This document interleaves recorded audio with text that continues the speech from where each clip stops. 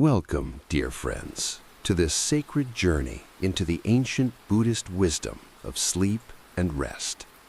As the day draws to a close and darkness gently embraces the world, we stand at one of the most profound thresholds of human existence, the passage from waking consciousness into the mysterious realm of sleep. In our modern world, sleep has become something we either take for granted or struggle with desperately.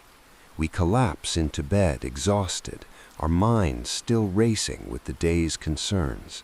We toss and turn, anxious about tomorrow's challenges. We wake feeling unrested, as if we've been fighting battles even in our dreams. We've forgotten that sleep is not merely the absence of waking. It is a sacred practice, a nightly death and rebirth, an opportunity for profound healing and spiritual renewal. The Buddha and his disciples understood this deeply. Throughout the Buddhist Sutras and teachings, we find beautiful guidance on how to approach sleep with mindfulness, reverence, and wisdom. These are not mere techniques for better rest, though they certainly provide that. They are spiritual practices that transform the final hours of your day into a powerful continuation of your awakening journey. Tonight, I will share with you 10 sacred rituals from the Buddhist tradition, drawn from the sutras, the teachings of enlightened masters, and the lived wisdom of monastics who have practiced these methods for over 2,500 years. These rituals will not only help you sleep more peacefully, but will infuse your sleep with spiritual significance, turning those hours of unconsciousness into opportunities for purification, healing, and deeper realization. Each of these 10 rituals addresses different aspects of preparing body, speech, and mind for restful, restorative sleep. Some will calm your nervous system, others will purify your consciousness. Still others will set positive intentions that continue working even as you sleep. Together, they form a complete practice that honors the sacredness of this daily transition. You don't need to adopt all 10 rituals at once. Even one, practiced sincerely, can transform your relationship with sleep. As we explore each ritual, I encourage you to notice which ones resonate most deeply with you. Trust your intuition. Your inner wisdom knows what you need. So, let us begin this sacred exploration together. Take a deep breath. Allow yourself to settle into this moment. Know that by the end of this teaching, you will have received ancient wisdom that has helped countless beings find peace, not just in sleep, but in life itself. Ritual 1. The Evening Reflection. Reviewing the day with wisdom. The first sacred ritual comes from the monastic tradition of evening reflection, a practice the Buddha himself recommended to his disciples. Before sleep, we pause to review the day that has passed, not with harsh judgment, but with the clear, compassionate awareness that leads to wisdom and growth. In the Mahasatipatthana Sutta, the great discourse on the foundations of mindfulness, the Buddha taught the importance of continuous awareness of our actions, speech, and thoughts. This awareness doesn't end when the sun sets. In fact, the evening review is one of the most powerful applications of this teaching, allowing us to learn from our experiences and release what we no longer need to carry. Many spiritual traditions include some form of daily examination, but the Buddhist approach is distinctive in its emphasis on non-judgmental awareness and compassionate observation. We're not looking to condemn ourselves for our failures or inflate ourselves for our successes. We're simply seeing clearly, understanding causes and conditions, and allowing wisdom to emerge naturally from honest observation. The practice of evening reflection. Find a quiet place where you won't be disturbed. This might be sitting on your bed, in a meditation posture, or even lying down if your body needs rest. The posture matters less than the quality of attention you bring. Close your eyes and take 3 deep conscious breaths. With each exhalation, let go of the need to be anywhere other than here, doing anything other than this practice. Now, gently allow your mind to scan back over the day, starting from the moment you woke up this morning. Don't force or strain. Let the memories arise naturally, like watching a film of your day. As scenes from your day appear, observe them with curiosity and kindness. Notice your actions. How did you move through the world today? Were your actions aligned with your deepest values? Were there moments of generosity, kindness, or compassion? Were there moments when you acted from anger, greed, or delusion? Don't judge, just notice. See the conditions that led to each action. Notice your speech. What words did you speak today? Did you speak truthfully? Did your words heal or harm? Were there moments when silence would have been wiser? Were there times you withheld words that needed to be spoken? Again, observe without harsh judgment. See how your words rippled out into the world. Notice your thoughts. What patterns occupied your mind today? Were you caught in worry about the future? Lost in regret about the past? Present with what was actually happening? Notice your habitual thought patterns without identifying with them. They're just weather patterns in the sky of your awareness. Notice your interactions. How did you meet other beings today? With presence or distraction? With patience or irritation? With genuine interest or self-absorption? Remember that everyone you encountered today is also seeking happiness and trying to avoid suffering, just like you. As you review each aspect of your day, practice what the Buddhist tradition calls wise reflection. When you notice you acted skillfully, with kindness, honesty, generosity, wisdom, allow yourself to feel wholesome joy. This isn't pride or self-congratulation. It's the simple recognition that these actions create well-being for yourself and others. Let this recognition strengthen your intention to continue acting skillfully. When you notice you acted unskillfully, with harshness, dishonesty, selfishness, or unconsciousness, practice self-compassion. Remember that you, like all beings, are conditioned by countless causes. Your unskillful actions arose from confusion, pain, or habit, not from some fundamental badness in you. Feel genuine remorse for any harm caused, but don't wallow in guilt or self-hatred. Instead, let this clear seeing motivate you to act differently tomorrow. If you harmed someone today, either through your actions, words, or even thoughts of ill will, practice what Buddhists call asking for forgiveness in your heart. You don't need to contact the person tonight. That might not be appropriate or possible. But in your own awareness, acknowledge the harm, feel genuine remorse, and resolve to make amends if appropriate. Then, consciously forgive yourself, remembering that you're doing the best you can with your current level of understanding. Similarly, if someone harmed you today, practice forgiveness. This doesn't mean what they did was acceptable. It means you're choosing not to carry the poison of resentment into your sleep. Forgiveness is primarily a gift you give yourself, the gift of freedom from the burden of grudges and resentment. You can set boundaries, you can protect yourself, and you can still forgive. Finally, identify 1 or 2 key lessons from today. What did this day teach you? What would you do differently tomorrow? Don't create a long list of self-improvement projects. That's just the anxious mind trying to perfect an imperfect life. Just notice 1 or 2 genuine insights that emerged from honest reflection. Completing the reflection. When you feel complete with your review, take 3 more conscious breaths. With the first breath, consciously release attachment to what went well today. It's already past. Let it go. With the second breath, release regret about what went poorly. It's already past. Let it go.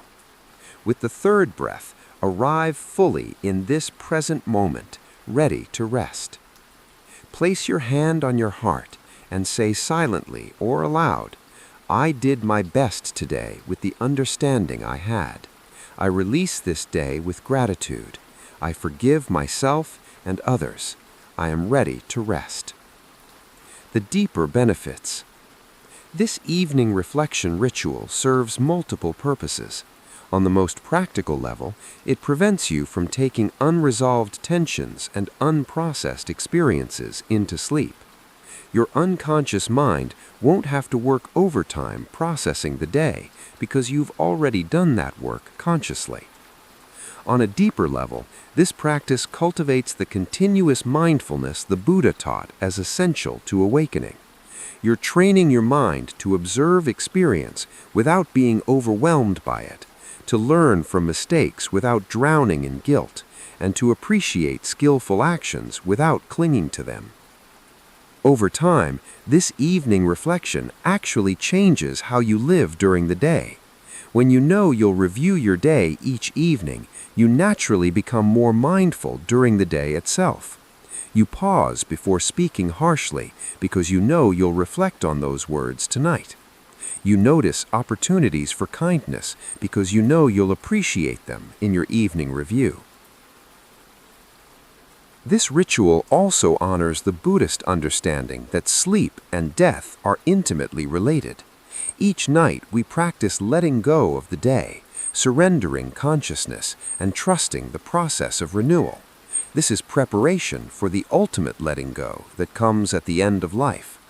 By practicing conscious release each evening, we become more skillful at the art of letting go. Many practitioners report that this simple practice, done consistently, creates a profound sense of peace before sleep. The mind knows it's been heard, the day has been honored and released, and there's nothing left to do but rest. This natural completion allows sleep to come more easily and be more restorative. Remember, this isn't about achieving perfection in your review or in your day. It's about bringing gentle, honest awareness to your lived experience. Some evenings your review will be clear and insightful. Other evenings your mind will be foggy or distracted. Both are fine.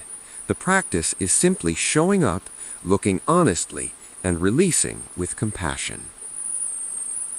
As you continue with this first sacred ritual night after night, you'll discover it becomes a cherished part of your day, a time when you come home to yourself, honor your journey, and prepare for the renewal that sleep offers. Ritual 2. The Body Scan. Releasing tension through mindful awareness. The second sacred ritual draws from the Buddha's teachings on Kayanupassana, contemplation of the body. In the Sutras, the Buddha repeatedly emphasized the importance of body awareness as a foundation for all spiritual practice. Before sleep, we can use this awareness to systematically release the physical tensions accumulated throughout the day. Our bodies carry the story of our day in their tissues. Every stress, every emotional reaction, every moment of tension leaves its mark. We clench our jaws when frustrated, tighten our shoulders when anxious, hold our breath when afraid.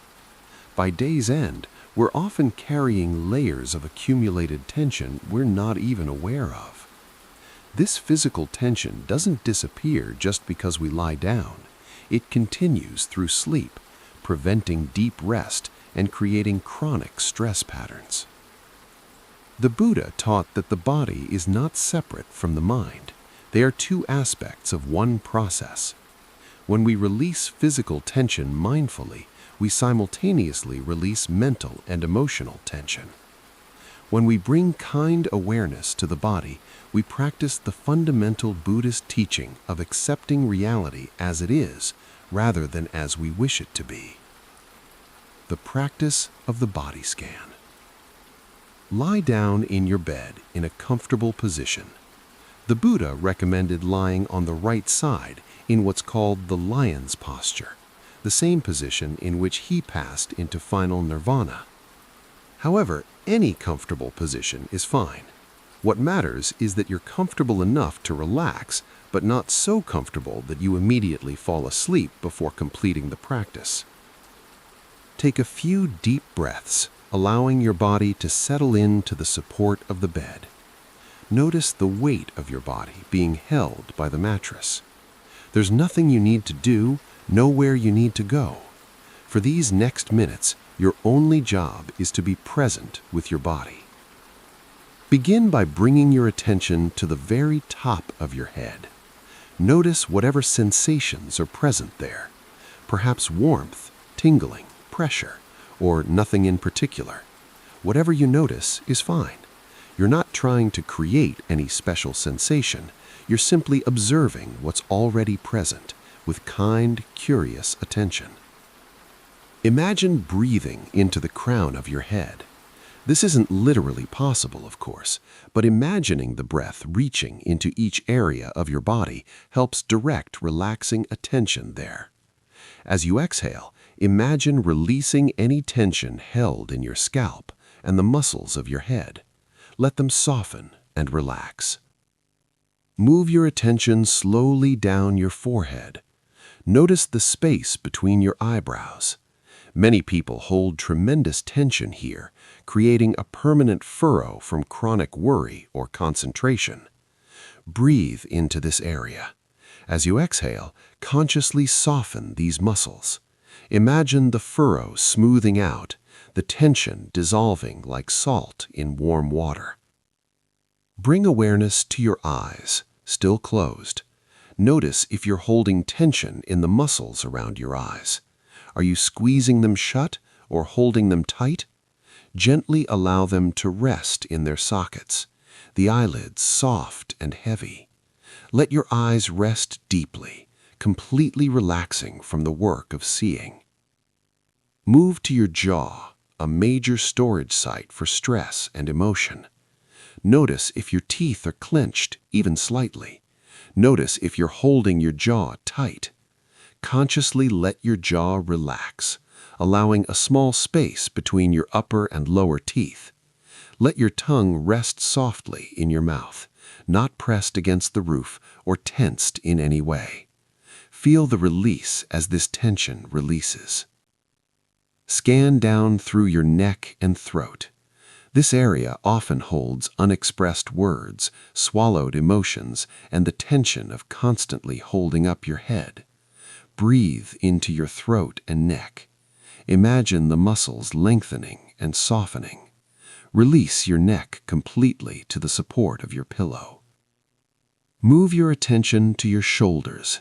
If your shoulders are like most people's, they're probably raised and tight, carrying the weight of your responsibilities and worries. Consciously drop your shoulders away from your ears. Let them be heavy, fully supported by the bed. Release any sense of burden or duty. For now, you carry nothing. Scan down your arms, from your shoulders through your upper arms, elbows, forearms, wrists, hands, and all the way to your fingertips. Notice any holding or tension. With each exhale, imagine the tension flowing out through your fingertips, leaving your arms completely relaxed and heavy.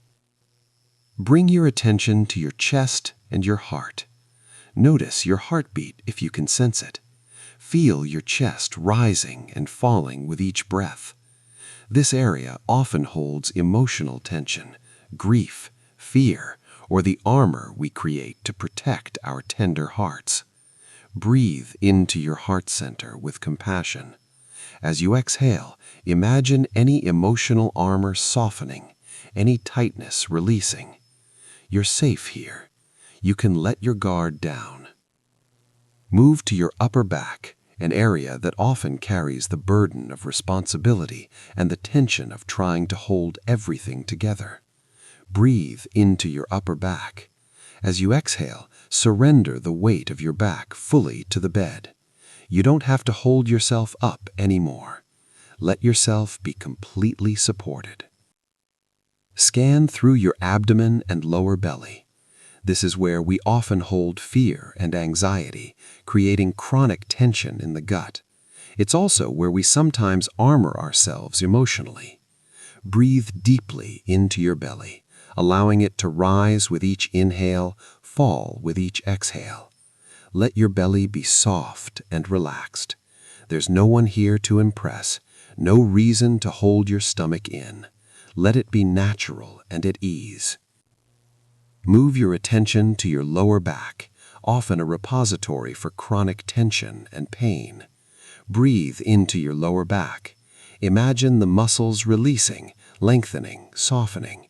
If there's pain here, don't fight it or judge it. Simply breathe with it, making space around it with your kind awareness. Scan through your pelvis and hips. We hold a surprising amount of tension here, often related to sexuality, creativity, and power. Let your hips be completely relaxed, heavy, surrendered to the bed. Release any holding in your pelvic floor muscles. Move down through your legs, your thighs, knees, calves, shins, ankles, feet, and toes. With each area, notice, breathe, and release. Let your legs be completely heavy and relaxed, sinking into the support beneath you. When you've scanned through your entire body, rest in the awareness of your body as a whole. Notice the overall feeling of relaxation, weight, and presence. Your body has worked hard for you today. It's carried you through your experiences, processed your emotions, and kept you alive moment by moment. Feel gratitude for your body, regardless of its imperfections or pain. Working with areas of chronic tension or pain. If you notice areas of persistent tension or pain that don't release easily, don't force or fight them. Instead, practice what the Buddha taught about working with suffering. Acknowledge it, investigate it with curiosity, and respond with compassion. Breathe gently with the tension or pain. Imagine your breath as a kind presence, keeping company with the discomfort rather than trying to eliminate it. Often, pain and tension persist because we're constantly resisting them, creating tension around the tension. When we stop fighting and simply allow the sensations to be present, they often shift naturally. If memories or emotions arise as you release physical tension, allow them. The body remembers what the mind forgets. As tension releases, sometimes we spontaneously remember why it was there, perhaps an old injury, a painful experience, or a chronic stress pattern.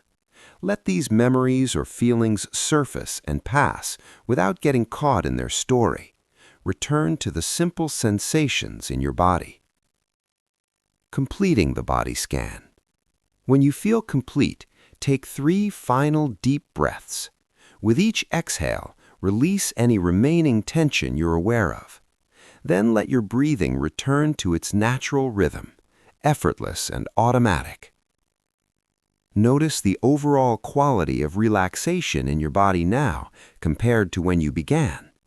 Even if you're not completely relaxed, you're probably more relaxed than you were. This is enough. Perfection isn't the goal. Presence and kindness are. You might choose to say silently, "I thank my body for carrying me through this day. I release all tension. I allow my body to rest and heal." The deeper benefits. The body scan is far more than a relaxation technique. It's a profound practice of coming home to your body, honoring it, and cultivating the kind of intimate self-awareness the Buddha taught as essential to awakening. In our culture, we're often disassociated from our bodies, living primarily in our heads, treating our bodies as vehicles to carry our brains around.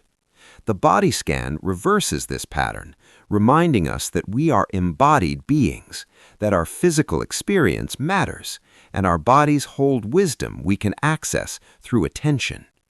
This practice also cultivates equanimity, the ability to be present with pleasant and unpleasant sensations without craving or aversion. Some parts of your body feel good. Others might hurt or be numb or uncomfortable. You practice meeting all of it with the same quality of kind attention. This is training for meeting all of life's experiences with balance. Neurologically, the body scan activates the parasympathetic nervous system, the rest and digest response, while calming the sympathetic fight or flight response. It signals to your entire system that it's safe to relax, that vigilance can cease, that healing can begin. Done regularly, it can help rewire chronic stress patterns and reduce the physical effects of anxiety. Many people find that the body scan becomes a bridge to sleep. As you practice scanning through your body, your mind naturally becomes quieter, your thoughts slower, your awareness softer. By the end of the practice, you might find yourself drifting into sleep naturally and easily. Even if sleep doesn't come immediately, the deep relaxation you've created is itself restorative. Research shows that this kind of conscious relaxation, even without sleep, provides significant benefits for physical and mental health. Over time, regular practice of the body scan increases your somatic intelligence, your ability to read your body's signals, recognize stress early, and respond skillfully before tension becomes chronic. You become more attuned to the intimate connection between your physical state and your mental-emotional experience. This ritual honors the Buddhist teaching that the path to liberation goes through the body, not around it. By bringing mindful, compassionate awareness to your physical experience each night, you're practicing a fundamental Buddhist skill that serves you not only in sleep, but in every moment of your waking life. Ritual 3. The Recitation of Refuge, Connecting with Spiritual Protection.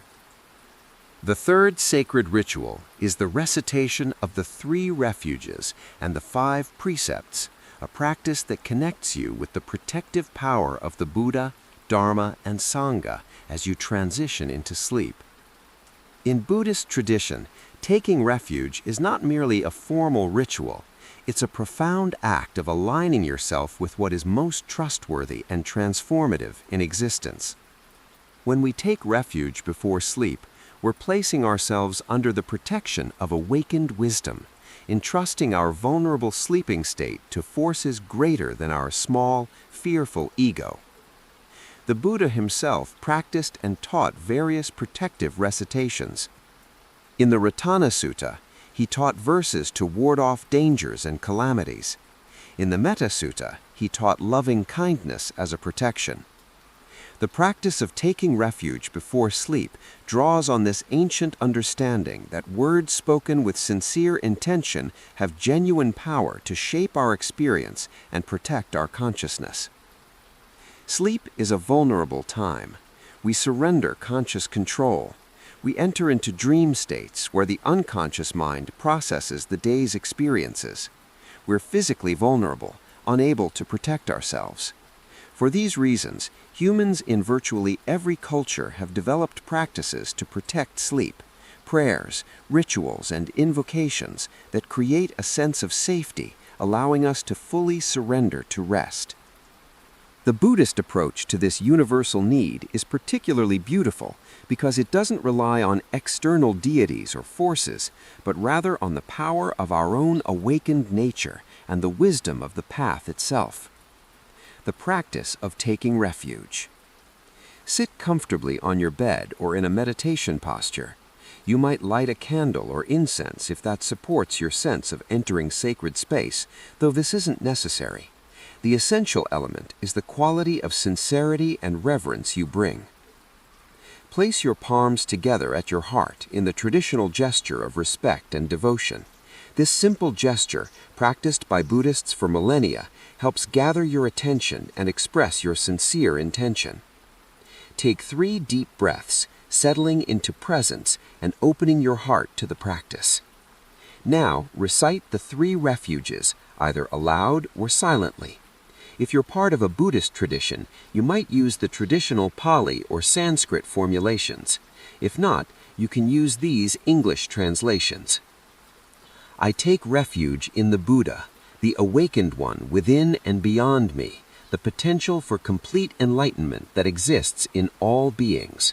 May the wisdom of the Buddha guide and protect me through this night and always. I take refuge in the Dharma, the truth of how things are, the teachings that illuminate the path, the natural law that governs existence. May the truth of the Dharma support and protect me through this night and always. I take refuge in the Sangha, the community of practitioners, past, present, and future who walk this path, the noble beings who have realized truth, and all beings who aspire to awakening. May the Sangha surround and protect me through this night and always. As you recite each refuge, feel its meaning resonating in your heart. You're not just saying words, you're aligning your deepest intention with these three treasures. Understanding the refuges. Taking refuge in the Buddha doesn't necessarily mean you believe in the historical Buddha as a divine being. It means you're taking refuge in the possibility of awakening itself, the potential for complete freedom from suffering that exists within you and all beings. You're acknowledging that this awakened potential is more trustworthy than your confused, fearful ego. As you sleep, you entrust yourself to this deeper wisdom. Taking refuge in the Dharma means aligning yourself with truth, with the way things actually are, rather than how you wish they were. You're acknowledging that reality itself, including the natural processes of sleep, dreaming, and renewal, is trustworthy. You don't have to control everything. You can surrender to the natural wisdom of existence. Taking refuge in the Sangha means remembering you're not alone. You're part of an unbroken lineage of practitioners stretching back 2,500 years and extending into the future. Countless beings have walked this path before you and found it trustworthy. You're supported by this great community, even if you never meet most of its members in person. The 5 precepts as nighttime protection. After taking refuge, you might choose to recite the 5 precepts, not as rigid rules, but as compassionate intentions that create safety and peace. Tonight and always, I undertake to refrain from harming living beings. May all beings be safe from my actions. Tonight and always, I undertake to refrain from taking what is not given. May I live with integrity and respect for what belongs to others. Tonight and always, I undertake to refrain from sexual misconduct. May my intimate relationships be characterized by respect, honesty, and care. Tonight and always, I undertake to refrain from false speech. May my words be truthful, beneficial, and kind. Tonight and always, I undertake to refrain from intoxicants that cloud the mind. May I maintain clarity and mindfulness in all my activities. Reciting these precepts before sleep serves multiple purposes. First, it creates a sense of moral protection. When you know you're living in alignment with these basic ethical guidelines, your conscience is clear. You can rest without the disturbance of guilt or shame. Your sleep isn't haunted by harm you've caused or integrity you've betrayed. Second, setting these intentions before sleep allows them to work on your unconscious mind through the night. Your dreams might reflect these wholesome intentions. Your sleep becomes a continuation of your practice rather than a break from it. Third, this ritual honors the Buddhist understanding that ethical living is the foundation of all spiritual development. You can't meditate your way to peace if your life is characterized by harm, dishonesty, and delusion. By recommitting to these precepts each night, you strengthen your capacity to live them each day. Protective verses. You might also include traditional protective verses in your nighttime refuge practice. These verses, drawn from various suttas, have been chanted by Buddhists for protection for over 2 millennia. Through the Buddha's perfect wisdom, through the Dharma's truth and purity, through the Sangha's harmony and virtue, may all obstacles be removed, may all dangers be averted, may all suffering cease. May I be free from danger, free from mental suffering, free from physical suffering. May I take care of myself happily. May all beings be free from danger, free from mental suffering, free from physical suffering. May all beings take care of themselves happily. These verses aren't magic spells. Their power comes from the sincere intention they express and the way they align your consciousness with protection, peace, and universal well-being. When you genuinely wish for your own and others' safety and happiness, you create the mental conditions that support actual safety and happiness. Personalizing your refuge practice. While traditional formulations are beautiful and carry the power of countless previous practitioners, you can also personalize this practice to make it more meaningful for you. You might take refuge in specific qualities. I take refuge in wisdom, in compassion, in the present moment. You might take refuge in natural principles. I take refuge in the truth of impermanence, in the possibility of awakening, in the interconnection of all beings. You might address specific fears or concerns as you take refuge. If you struggle with nightmares, you might say, I take refuge in awakened awareness. May clarity illuminate my dreams. If you struggle with anxiety about the future, you might say, I take refuge in this present moment. May I rest in what is, releasing what is not yet. The key is sincerity. These aren't magic words that work regardless of your intention. They're expressions of genuine devotion, trust, and aspiration. Spoken with a sincere heart, they have tremendous power to shift your consciousness and create a sense of safety and peace. Completing the refuge practice.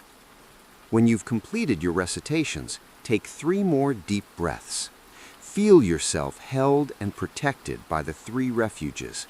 Sense yourself surrounded by the boundless compassion of all awakened beings, past, present, and future. You might visualize yourself surrounded by a sphere of gentle, protective light, the light of awakened wisdom and compassion. This light allows nothing harmful to enter, while allowing peace and healing to flow freely. Place your hands again on your heart and bow slightly, expressing gratitude for this protection. Then lie down to sleep, knowing you're held in the embrace of the 3 treasures. The deeper benefits. The refuge practice addresses one of the deepest human needs, the need for safety and protection, especially during vulnerable times.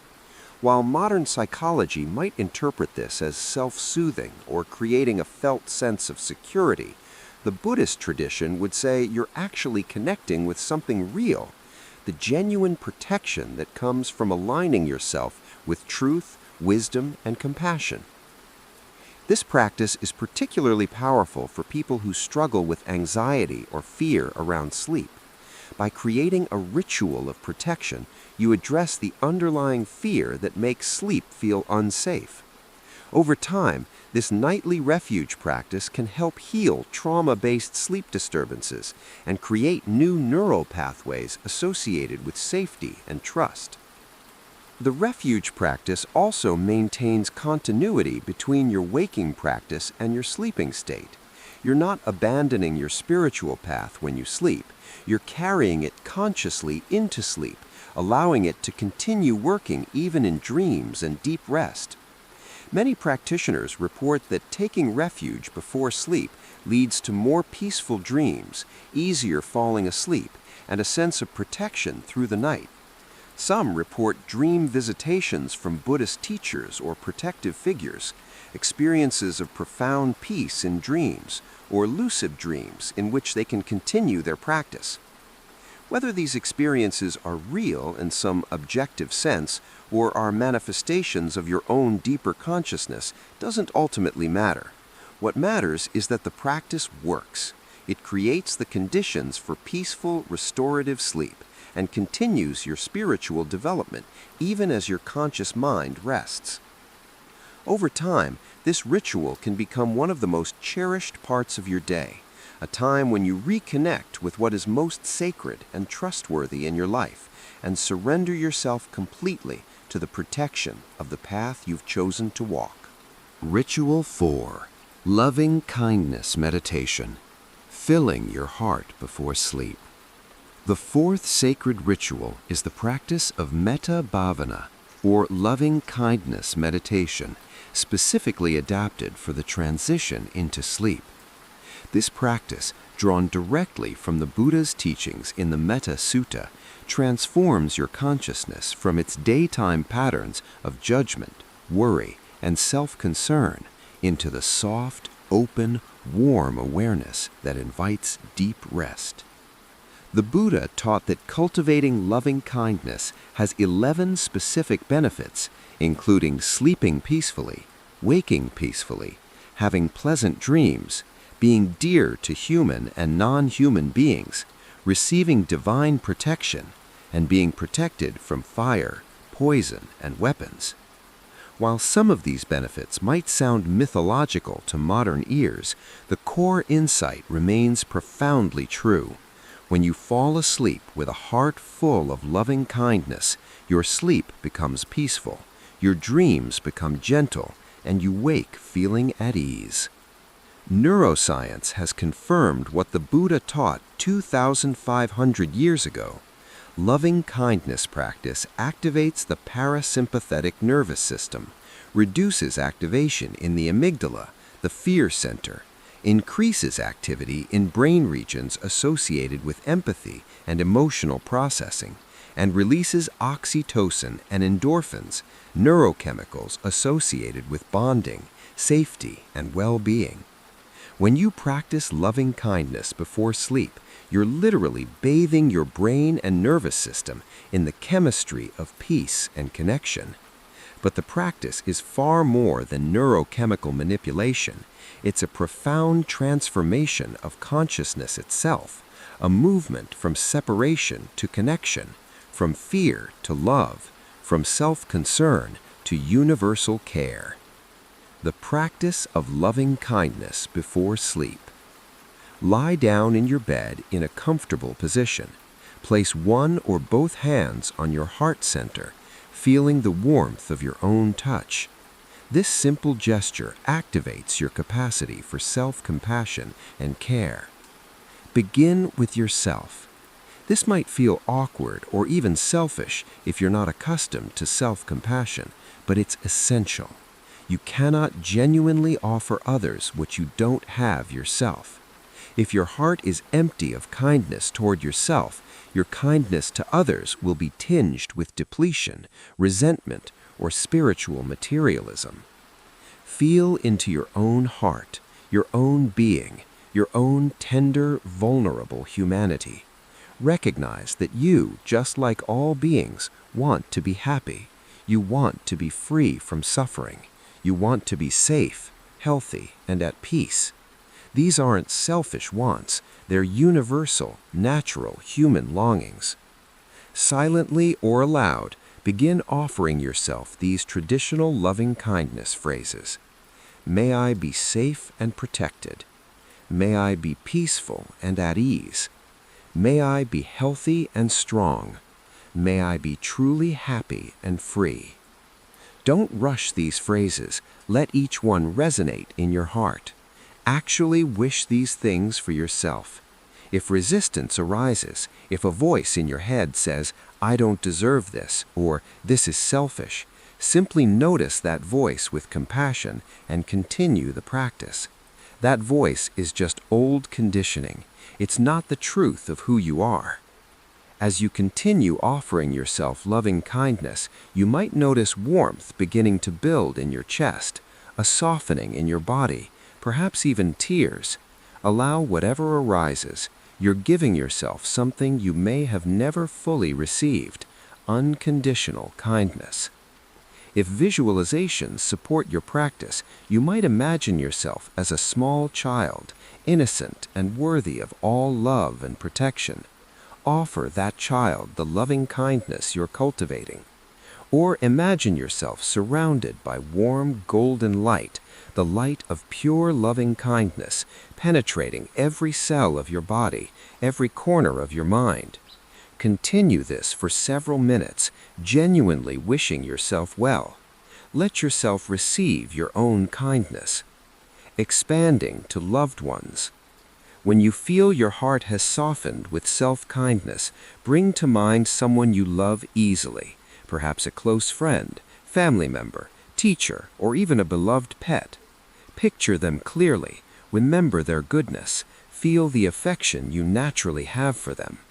Offer them the same loving kindness phrases. May you be safe and protected. May you be peaceful and at ease. May you be healthy and strong. May you be truly happy and free. Really mean it. Wish these things for them with your whole heart. Imagine them receiving your loving kindness, their face relaxing into peace, their heart filling with ease. If you like, you can continue bringing to mind other loved ones, offering each loving kindness. But don't let this become a mechanical exercise. The quality of genuine care matters more than the quantity of people you include. Expanding to neutral people. Now bring to mind someone neutral, someone you know but don't have strong feelings about. Perhaps a neighbor you wave to but don't really know, a coworker you interact with minimally, the person who delivers your mail, a clerk at your local store. This part of the practice is profound because it breaks down the artificial walls we create between people who matter and people who don't. In truth, this neutral person wants to be happy just as much as you do, just as much as your loved ones do. They struggle with their own pain, cherish their own joys, fear their own mortality. They're fully human, fully deserving of kindness. Offer them loving kindness. May you be safe and protected. May you be peaceful and at ease. May you be healthy and strong. May you be truly happy and free.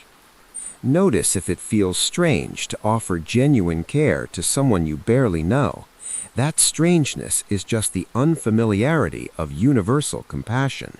Continue anyway.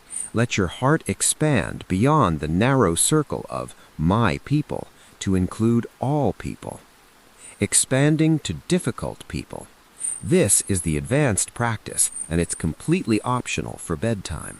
If you're new to loving kindness practice, or if you're feeling particularly tender tonight, you might skip this part and move directly to universal loving kindness. But if you're ready, this is where the practice becomes truly transformative. Bring to mind someone you find difficult. Don't start with your worst enemy or someone who has severely harmed you. That's too much to work with before sleep.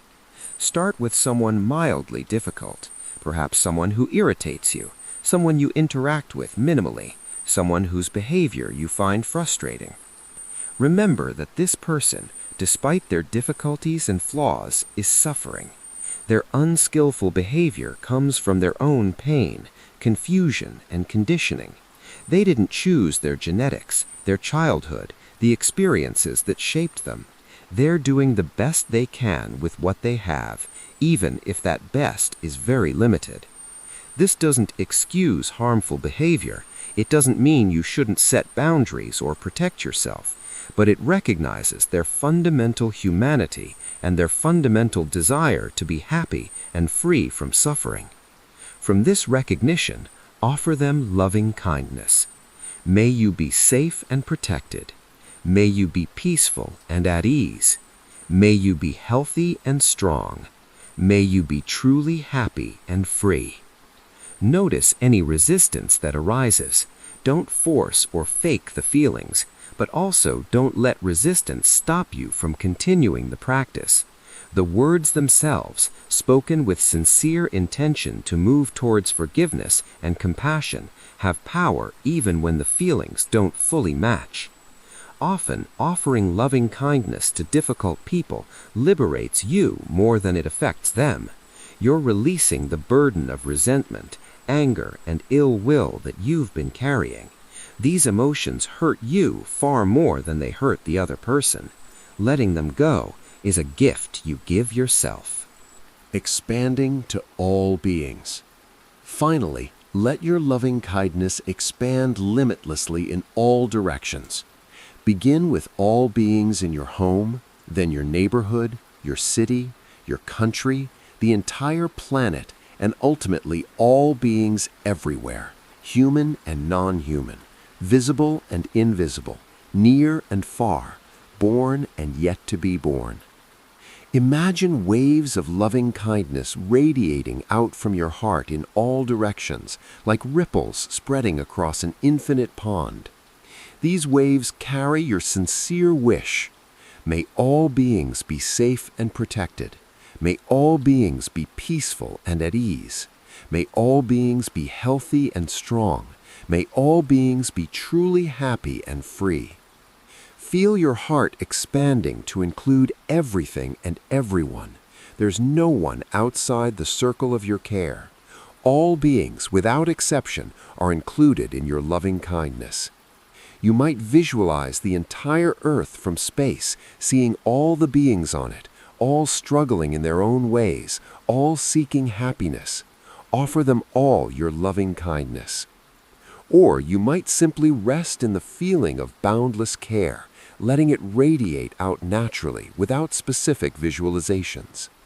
Resting in loving kindness. After several minutes of offering universal loving kindness, let go of the words and visualizations. Simply rest in whatever quality of warmth, openness, and peace has arisen in your heart. Your heart is now like a gently glowing ember, radiating warmth in all directions. There's nothing you need to do, no one you need to be, nowhere you need to go. You can simply rest in this warmth, letting it hold you as you drift toward sleep.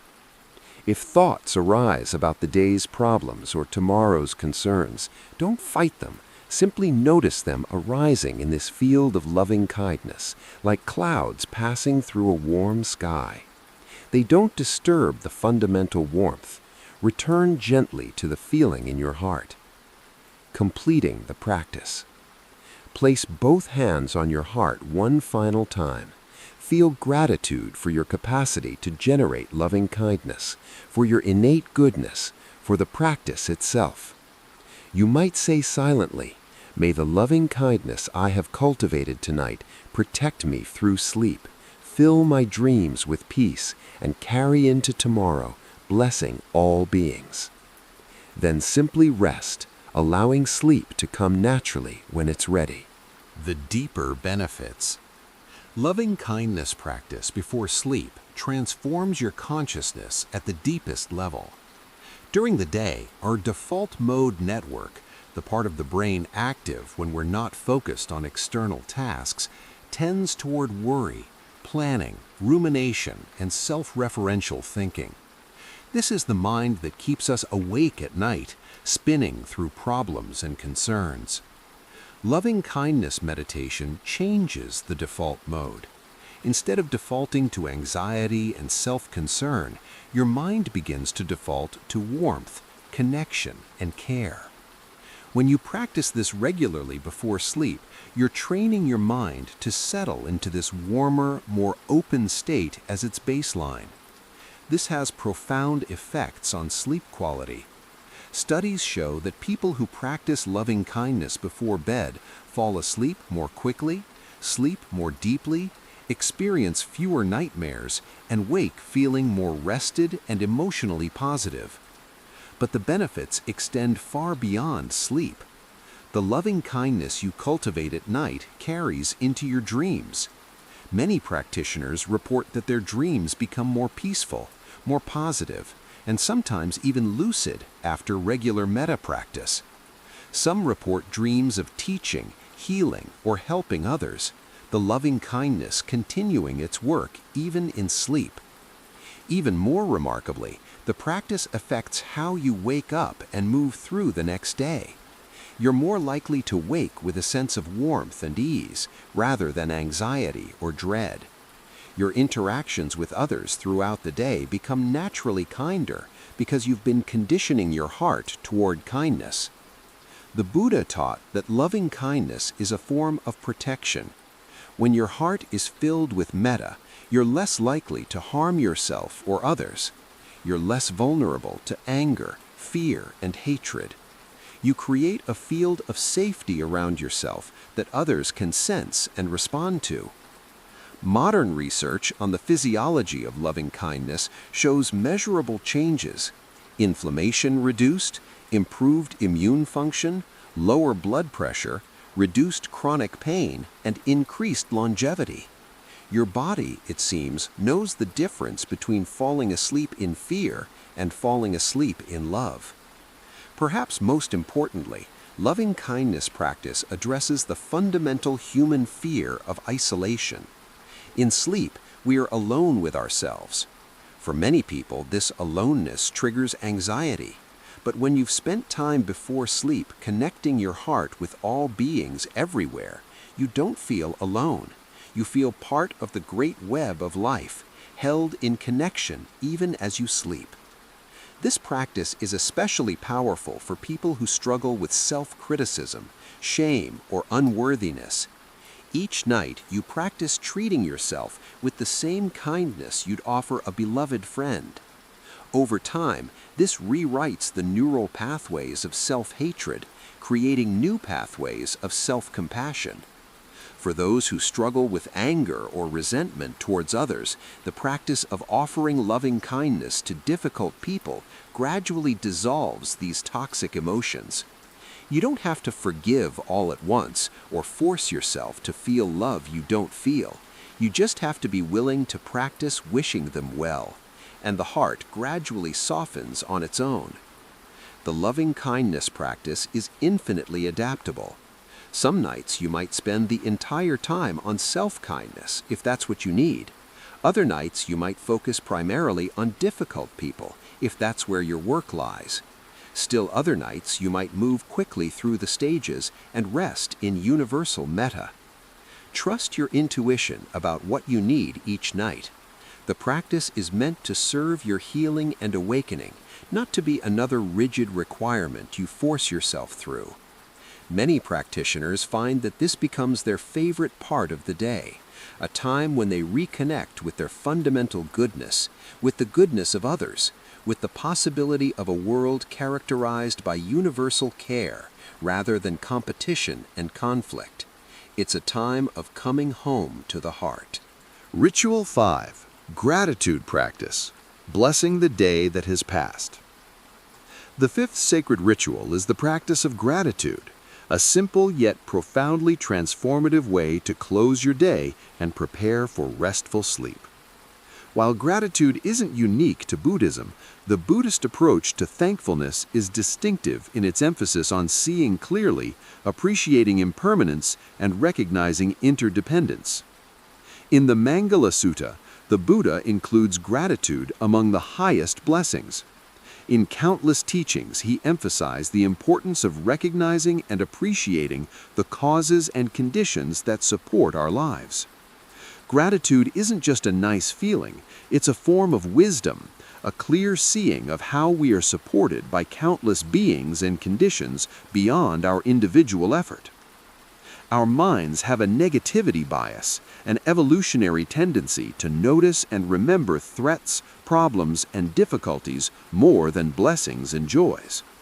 This made sense when survival depended on vigilance against danger. But in modern life, this bias creates chronic dissatisfaction and stress. We can have 99 things go right in a day and one thing go wrong, and our minds will fixate on that one negative thing.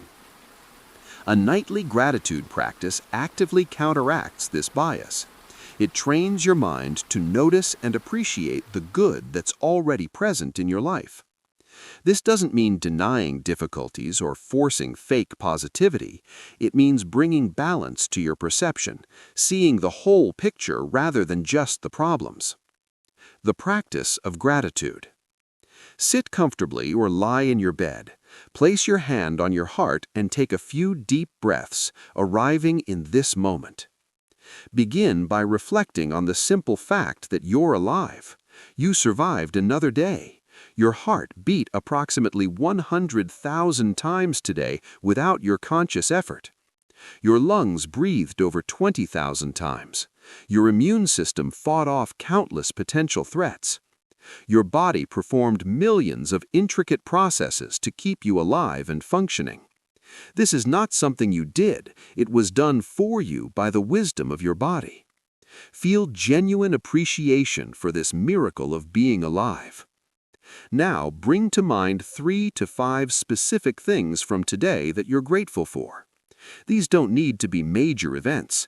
In fact, it's often more powerful to focus on simple, ordinary blessings that we usually overlook.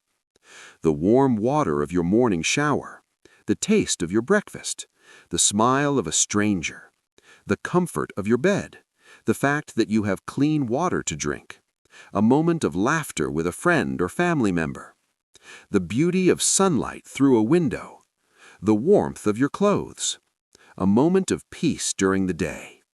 As you recall each one, don't just think about it mentally, actually feel the gratitude in your body. Let your heart warm with appreciation. Maybe smile as you remember. Let the gratitude be an embodied experience, not just a thought. Be specific in your gratitude. Rather than, "I'm grateful for my family," try, "I'm grateful for the way my daughter laughed at dinner tonight," or "I'm grateful that my partner listened patiently when I needed to talk."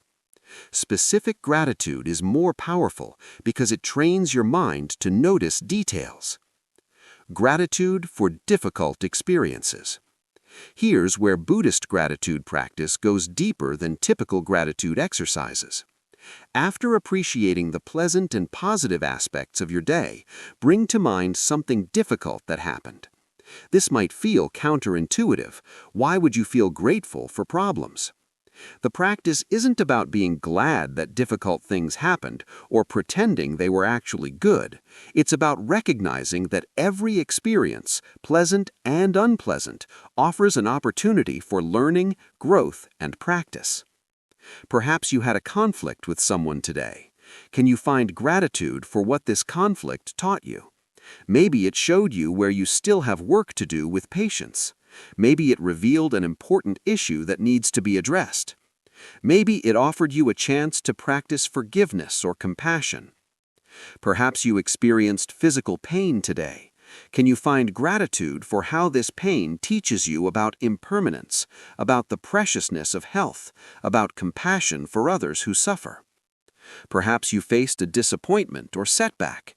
Can you find gratitude for how this experience is building your resilience, teaching you non-attachment, or redirecting you towards something better? This practice isn't about toxic positivity or spiritual bypassing. It's about seeing clearly that no experience is purely negative. Even painful experiences contain seeds of wisdom and growth if we're willing to learn from them.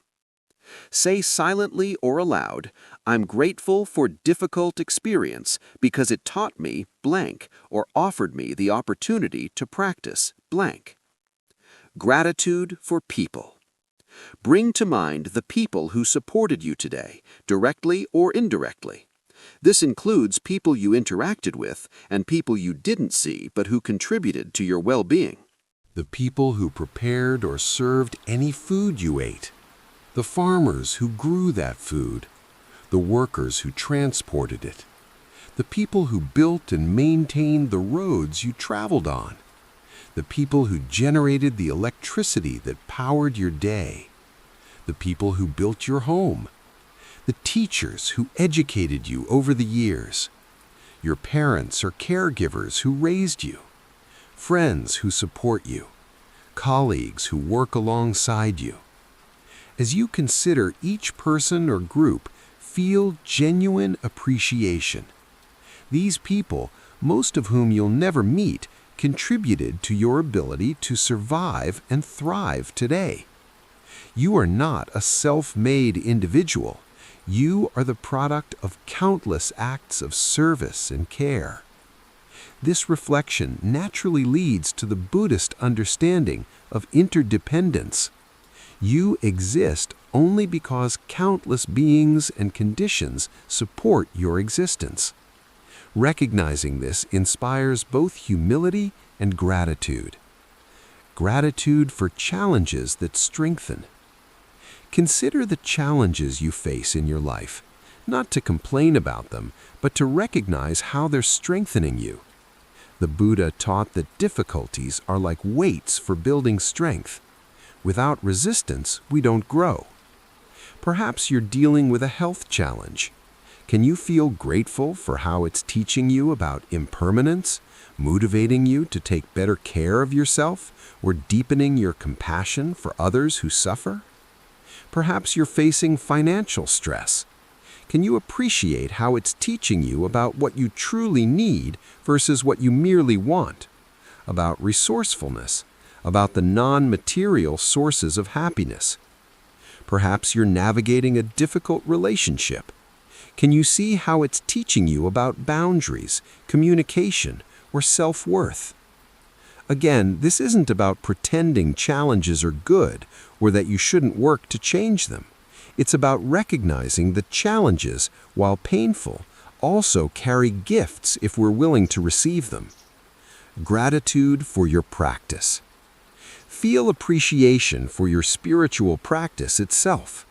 You could have spent these minutes before sleep scrolling through social media, worrying about tomorrow, or ruminating about today. Instead, you chose to engage in a practice that cultivates wisdom and peace. This choice matters. Thank yourself for showing up to practice, even on days when it's difficult. Thank the teachers who've transmitted these practices across 2,500 years so they could reach you. Thank the Sangha, the community of practitioners, for walking this path with you. Completing the gratitude practice. Place both hands on your heart. Take a deep breath and say silently or aloud, "I am grateful for this day with all its joys and challenges. I am grateful for this life with all its blessings and difficulties. I am grateful for this practice. May the gratitude I feel now carry into my sleep and into tomorrow." Let yourself rest in the warm glow of appreciation. Notice how different your mind and body feel now compared to when you began this practice. There's usually a softening, a warmth, a sense of fullness rather than lack. This is the state in which to drift into sleep, not in worry or wanting, but in appreciation for what is already here. The deeper benefits. Gratitude practice before sleep has been extensively researched, and the benefits are remarkable. People who practice nightly gratitude fall asleep more quickly, sleep longer, report better sleep quality, and wake up feeling more refreshed.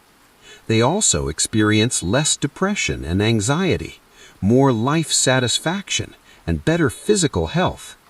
But these measurable benefits only hint at the deeper transformation that gratitude creates. When you consistently end your day with appreciation, you're rewiring your brain's default mode. Instead of automatically focusing on what's wrong or missing, your mind begins to naturally notice what's right and present. This changes how you experience not just sleep, but your entire life. You become more content with what you have. You complain less. You appreciate more. Small pleasures become more satisfying. You experience more frequent moments of joy. Gratitude also creates a profound shift in your sense of agency and victimhood. When you recognize how much you're supported by countless beings and conditions, you feel less alone and less burdened. You're not carrying everything by yourself. you're held within a vast web of mutual support. At the same time, gratitude for challenges helps you see difficulties not as evidence of a malevolent universe, but as the natural friction that creates growth. You move from, "Why is this happening to me?" to, "What is this teaching me?" This shift from victim to student is genuinely liberating. The Buddhist approach to gratitude is particularly powerful because it's grounded in seeing things clearly rather than forcing positivity. You're not pretending everything is wonderful. You're acknowledging the full reality, both pleasant and unpleasant, and finding genuine appreciation within that complex reality. This practice also naturally leads to generosity.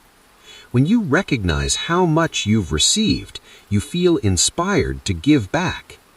Gratitude and generosity form a beautiful cycle. The more you appreciate what you've been given, the more you want to give. The more you give, the more you appreciate what you have. For people who struggle with depression, anxiety, or chronic dissatisfaction, gratitude practice can be truly life-changing. It doesn't cure these conditions by itself, but it creates a fundamental shift in perspective that supports healing. You begin to see that even in difficult circumstances, there are always some things to appreciate, and that appreciation itself is healing. Many practitioners report that gratitude practice before sleep leads to more positive dreams. Instead of anxiety dreams or nightmares, they experience dreams of connection, beauty, and peace. It's as if the gratitude creates a pleasant atmosphere that permeates even the unconscious mind. Perhaps most beautifully, gratitude practice helps us see the preciousness of ordinary life. We stop waiting for extraordinary experiences to be happy and start recognizing the extraordinary nature of ordinary moments: breathing, eating, walking, resting. This is what the Buddha pointed to. Nirvana is not some far-off transcendent state, but the peace available when we stop grasping and start appreciating what is here. Ritual 6. The practice of forgiveness, releasing burdens before sleep. The 6th sacred ritual is the practice of forgiveness, both offering forgiveness to those who have harmed us and asking forgiveness for harm we caused. This practice, while not unique to Buddhism, is deeply embedded in Buddhist understanding of karma, compassion, and the liberation that comes from releasing resentment and guilt. The Buddha taught that holding on to anger is like grasping a hot coal with the intent to throw it at someone else. You're the one who gets burned. Resentment, grudges, and unresolved guilt are poisons we carry in our own hearts, and they become especially toxic when we try to sleep.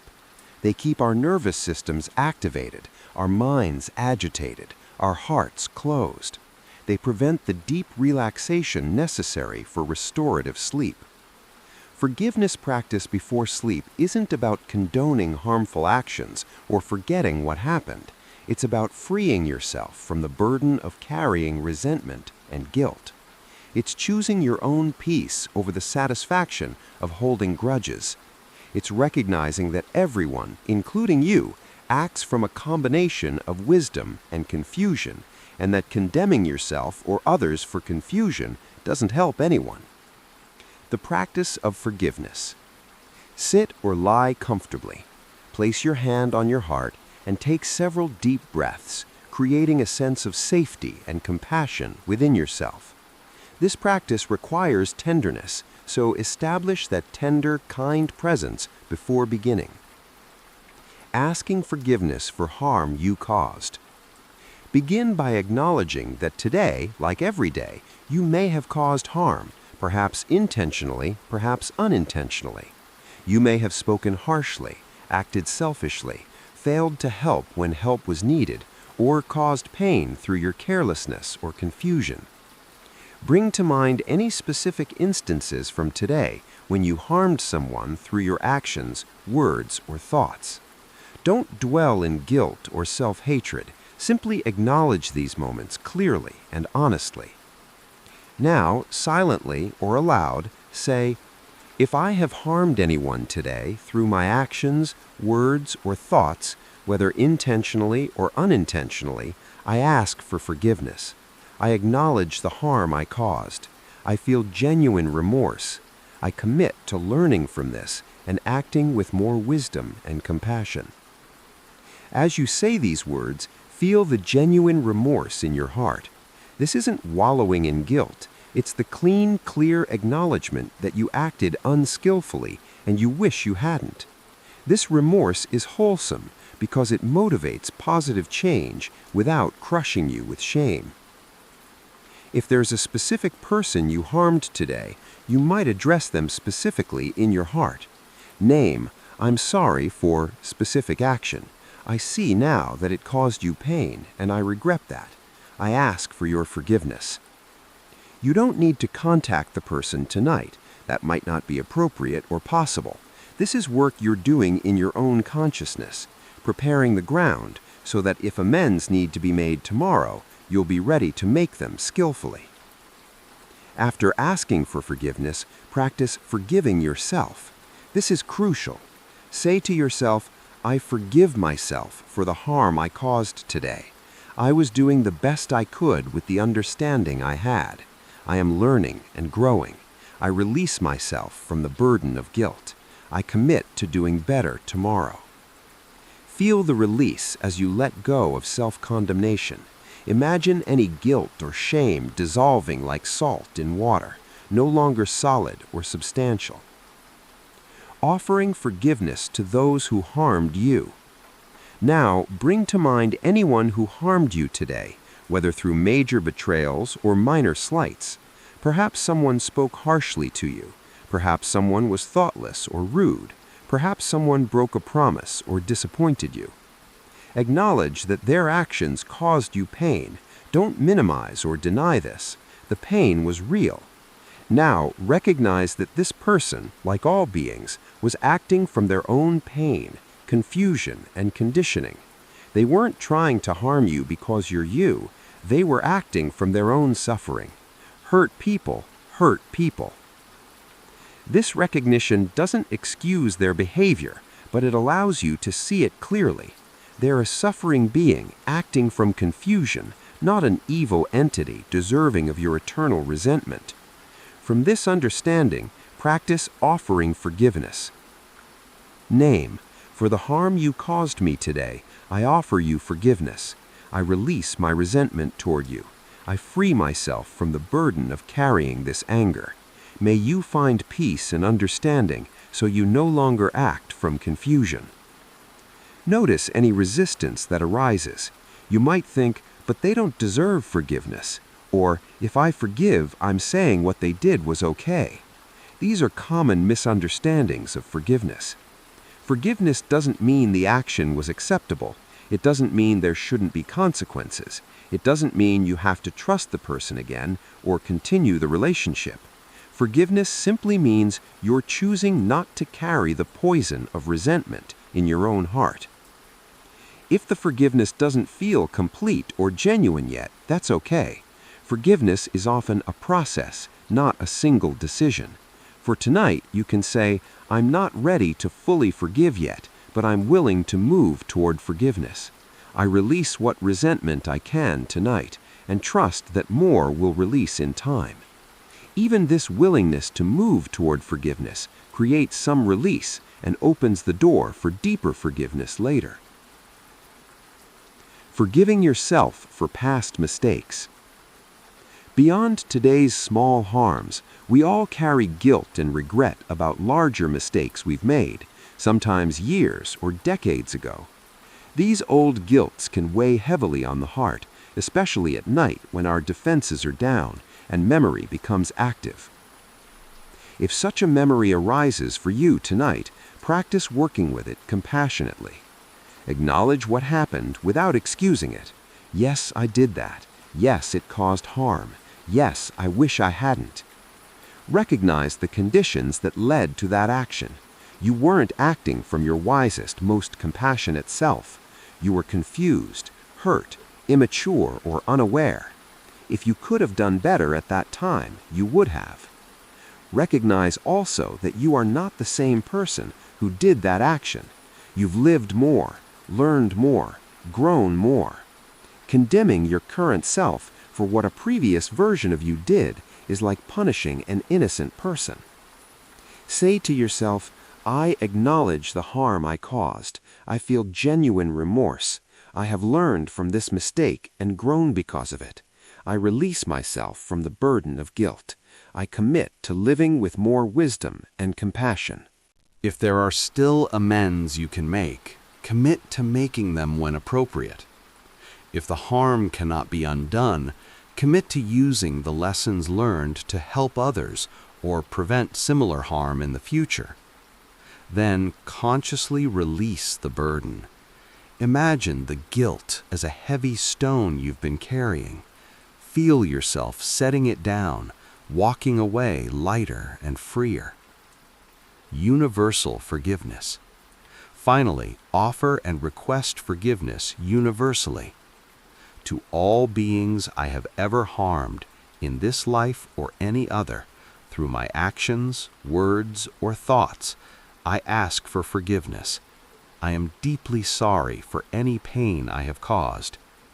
To all beings who have ever harmed me in this life or any other, through their actions, words, or thoughts, I offer forgiveness.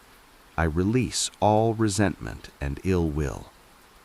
I forgive myself for all the ways I have harmed myself through self-hatred, self-neglect, or self-destruction.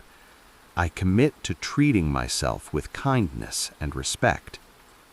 Feel your heart opening, releasing, softening.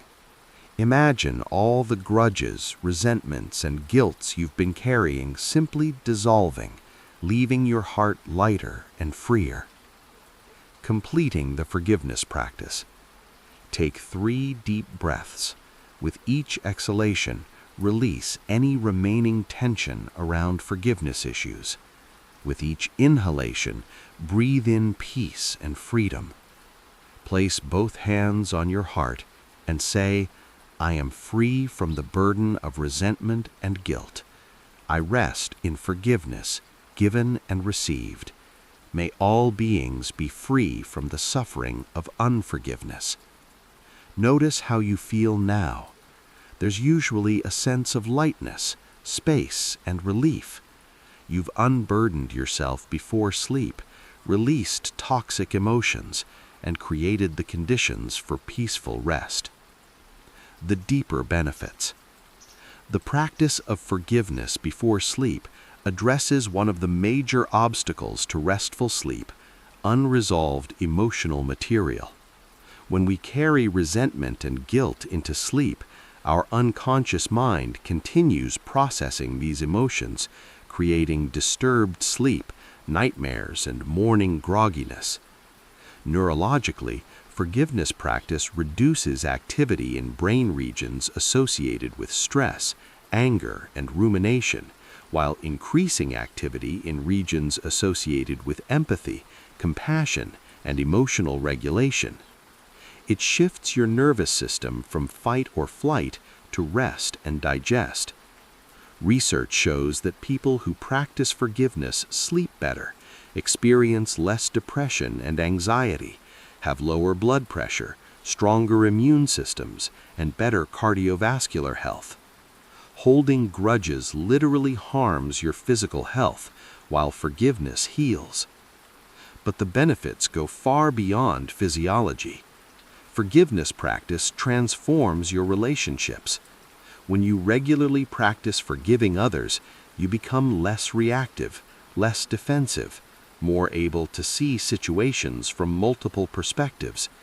You become someone who doesn't hold grudges, and this quality itself improves all your relationships. Forgiving yourself is perhaps even more transformative. So many people carry crushing guilt about past actions, beating themselves up endlessly, believing they don't deserve peace or happiness because of what they've done. This self-punishment doesn't help anyone. It just creates more suffering in the world. When you forgive yourself, you free enormous energy that was previously locked up in self-hatred. You can use that energy for positive action, for growth, for helping others. You can actually become the person you wished you'd been all along, rather than staying stuck in the identity of someone who made mistakes. The Buddhist understanding of forgiveness is particularly powerful because it's grounded in wisdom about cause and effect. The Buddha taught that all actions arise from causes and conditions. When someone harms you, they're acting from their own suffering and confusion. When you harm someone else, you're acting from your own suffering and confusion. This doesn't remove responsibility. We're still responsible for our actions, but it removes the myth of the fundamentally bad person who deserves eternal punishment. Everyone is doing the best they can with their current level of wisdom and freedom. As wisdom grows and conditioning releases, behavior naturally changes. This understanding allows for both accountability and compassion. You can hold yourself and others accountable for actions while still offering forgiveness. You can set strong boundaries while still forgiving. Forgiveness and wisdom go hand in hand. Many practitioners report that forgiveness practice before sleep leads to powerful dreams of reconciliation. They dream of people they've forgiven forgiving them in return, or of finally being able to speak freely with someone they've been in conflict with. These dreams, whether or not they reflect any external reality, are the psyche's way of processing and completing the forgiveness you've initiated. Over time, regular forgiveness practice changes your baseline relationship with yourself and others. You become quicker to forgive, slower to take offense, more able to see the humanity in everyone, including yourself. You waste less energy on grudges and resentment. You sleep more peacefully and wake more freely. This practice is especially powerful combined with the loving-kindness practice. After cultivating universal love, offering and receiving forgiveness feels natural and appropriate. These practices support and deepen each other. Remember that forgiveness is a practice, not a perfect achievement. Some nights you'll feel deep release and complete forgiveness. Other nights you'll struggle and only manage a small movement towards forgiveness. Both are valuable. If there are still amends you can make, commit to making them when appropriate. If the harm cannot be undone, commit to using the lessons learned to help others or prevent similar harm in the future. Then consciously release the burden. Imagine the guilt as a heavy stone you've been carrying. Feel yourself setting it down, walking away lighter and freer. Universal forgiveness. Finally, offer and request forgiveness universally. To all beings I have ever harmed, in this life or any other, through my actions, words, or thoughts, I ask for forgiveness. I am deeply sorry for any pain I have caused. To all beings who have ever harmed me in this life or any other, through their actions, words, or thoughts, I offer forgiveness. I release all resentment and ill will. I forgive myself for all the ways I have harmed myself through self-hatred, self-neglect, or self-destruction. I commit to treating myself with kindness and respect. Feel your heart opening, releasing, softening. Imagine all the grudges, resentments, and guilts you've been carrying simply dissolving, leaving your heart lighter and freer. Completing the forgiveness practice. Take 3 deep breaths. With each exhalation, release any remaining tension around forgiveness issues. With each inhalation, breathe in peace and freedom. Place both hands on your heart and say, I am free from the burden of resentment and guilt. I rest in forgiveness, given and received. May all beings be free from the suffering of unforgiveness. Notice how you feel now.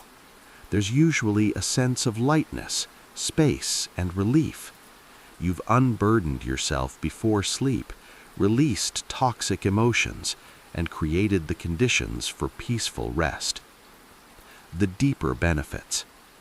The practice of forgiveness before sleep addresses one of the major obstacles to restful sleep, unresolved emotional material. When we carry resentment and guilt into sleep, our unconscious mind continues processing these emotions, creating disturbed sleep, nightmares, and morning grogginess. Neurologically, forgiveness practice reduces activity in brain regions associated with stress, anger, and rumination, while increasing activity in regions associated with empathy, compassion, and emotional regulation. It shifts your nervous system from fight or flight to rest and digest. Research shows that people who practice forgiveness sleep better, experience less depression and anxiety, have lower blood pressure, stronger immune systems, and better cardiovascular health. Holding grudges literally harms your physical health, while forgiveness heals. But the benefits go far beyond physiology. Forgiveness practice transforms your Ritual 7. Breath awareness. Returning to the simplicity of now. The 7th sacred ritual is anapanasati, or mindfulness of breathing, adapted specifically for the transition into sleep. This practice, which the Buddha called the direct path to awakening, becomes a gentle bridge carrying us from waking consciousness into restful sleep. In the Anapanasati Sutta, the Buddha taught a detailed 16-step meditation on the breath, progressing from simple awareness of breathing to profound insights into impermanence and liberation. For our purposes before sleep, we'll use a simplified version that maintains the essence of the practice while supporting relaxation and rest. Breath awareness is perhaps the most fundamental meditation practice in Buddhism because the breath is always available, always in the present moment, and intimately connected to both body and mind. When you bring attention to your breath, you automatically bring yourself into the present moment, and presence is the doorway to peace. The breath also reflects and affects your mental and emotional state. When anxious, your breath becomes shallow and rapid. When calm, your breath becomes deep and slow. By bringing gentle, mindful awareness to your breath, you can allow it to naturally settle into a peaceful rhythm that supports sleep. The practice of breath awareness. Lie down in your sleeping position. Unlike traditional sitting meditation, where you maintain alertness, in this practice, you're allowing sleepiness to arise naturally. You're using mindfulness not to stay awake, but to transition consciously and peacefully into sleep. Close your eyes and let your body settle into the support of the bed. Take a moment to notice that you're done with the day's activities. There's nothing more you need to accomplish today. Your only task now is to be present with your breath and allow sleep to come. Bring your attention to your breathing. Don't change it or control it. Simply notice it exactly as it is. You might notice the breath at your nostrils, feeling the slight coolness of the inhale and the warmth of the exhale. Or you might notice the breath in your chest, feeling the gentle rise and fall. Or you might notice the breath in your belly, feeling it expand and contract. Choose one location, nostrils, chest, or belly, and keep your attention there throughout the practice. This consistency helps settle the mind. Simply notice each breath, in, out. In, out. Don't try to breathe in any special way. Let your body breathe itself, and you simply observe this natural process. You might silently label the breaths if that helps maintain attention. In with each inhale, out with each exhale. Or you might count breaths, 1 on the first complete breath cycle, 2 on the second, up to 10, then starting again at 1. The counting or labeling isn't important in itself, it's a support for sustained attention. What matters is the quality of gentle, continuous awareness of breathing. Working with the wandering mind. Your mind will wander. This is absolutely guaranteed. You'll start thinking about tomorrow, replaying today, planning, worrying, remembering. This isn't failure, it's simply what minds do. When you notice your mind has wandered, don't judge yourself or get frustrated. Simply acknowledge that thinking has happened, and gently return attention to the breath. This returning is actually the heart of the practice. Each time you notice wandering and return, you're strengthening your capacity for awareness and choice. You'll return attention to the breath hundreds or thousands of times in a single practice session. This isn't a sign that you're bad at meditation. It's the practice itself. Wandering and returning, wandering and returning. Each return is a moment of mindfulness, a moment of choice, a moment of freedom. Be gentle with yourself. The quality of mind you bring to this practice matters more than how long you can maintain unbroken attention. Bring kindness, patience, and acceptance. When your mind wanders to anxiety about not sleeping, gently return to the breath. When it wanders to judging yourself for not being good at this, gently return to the breath. Return with the tenderness you'd show a small child learning to walk. Allowing the breath to deepen naturally. As you continue this practice, you'll notice your breath beginning to deepen and slow. Don't force this. Let it happen organically. Your body knows how to prepare for sleep. As you maintain gentle, uncontrolled awareness without trying to control, your breath will find its own peaceful rhythm that supports sleep. You might notice the exhale becoming longer than the inhale. This is natural and beneficial. The exhale activates the parasympathetic nervous system, the rest and digest response. A longer exhale tells your body it's safe to relax and sleep. If you'd like to gently encourage this without forcing, you can count the length of your inhale and exhale. Breathe in for a count of 4, out for a count of 6 or 8. But don't strain or create tension. If longer exhales create any stress, just return to natural, uncontrolled breathing. Noticing the gaps. As your practice deepens, you'll notice the slight pauses between breaths, the slight gap after the inhale before the exhale begins, and the gap after the exhale before the next inhale begins. In these moments of natural stillness, windows into the space between thoughts. Rest in these gaps when you notice them, but don't try to prolong them or create them artificially. Simply notice. Breath, gap, breath, gap. In these moments of stillness between breaths, you might glimpse the peace that's always present beneath the surface activity of mind and breath. The breath as object of loving awareness. Bring to your awareness of breathing the same quality of tender attention you might bring to a sleeping baby or a beloved pet. Your breath is life itself, flowing in and out, keeping you alive moment by moment without your conscious effort.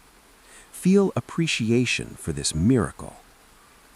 Notice the subtle sensations, the slight coolness of the inhale, the warmth of the exhale, the gentle movement of your chest or belly, the sense of your whole body breathing. Become intimate with your breath, like getting to know a dear friend you've somehow overlooked all these years. This quality of loving attention transforms simple breath awareness into a devotional practice, a way of honoring the gift of life itself.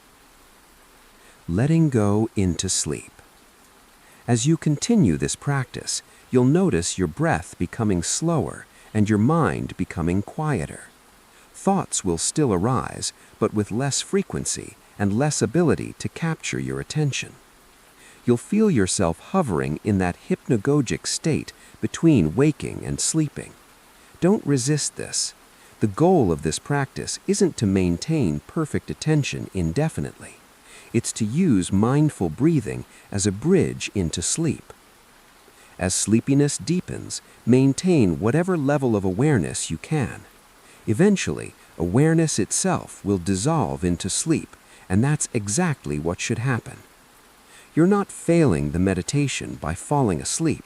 You're succeeding at the purpose of bedtime breath awareness, transitioning consciously and peacefully from waking to sleeping.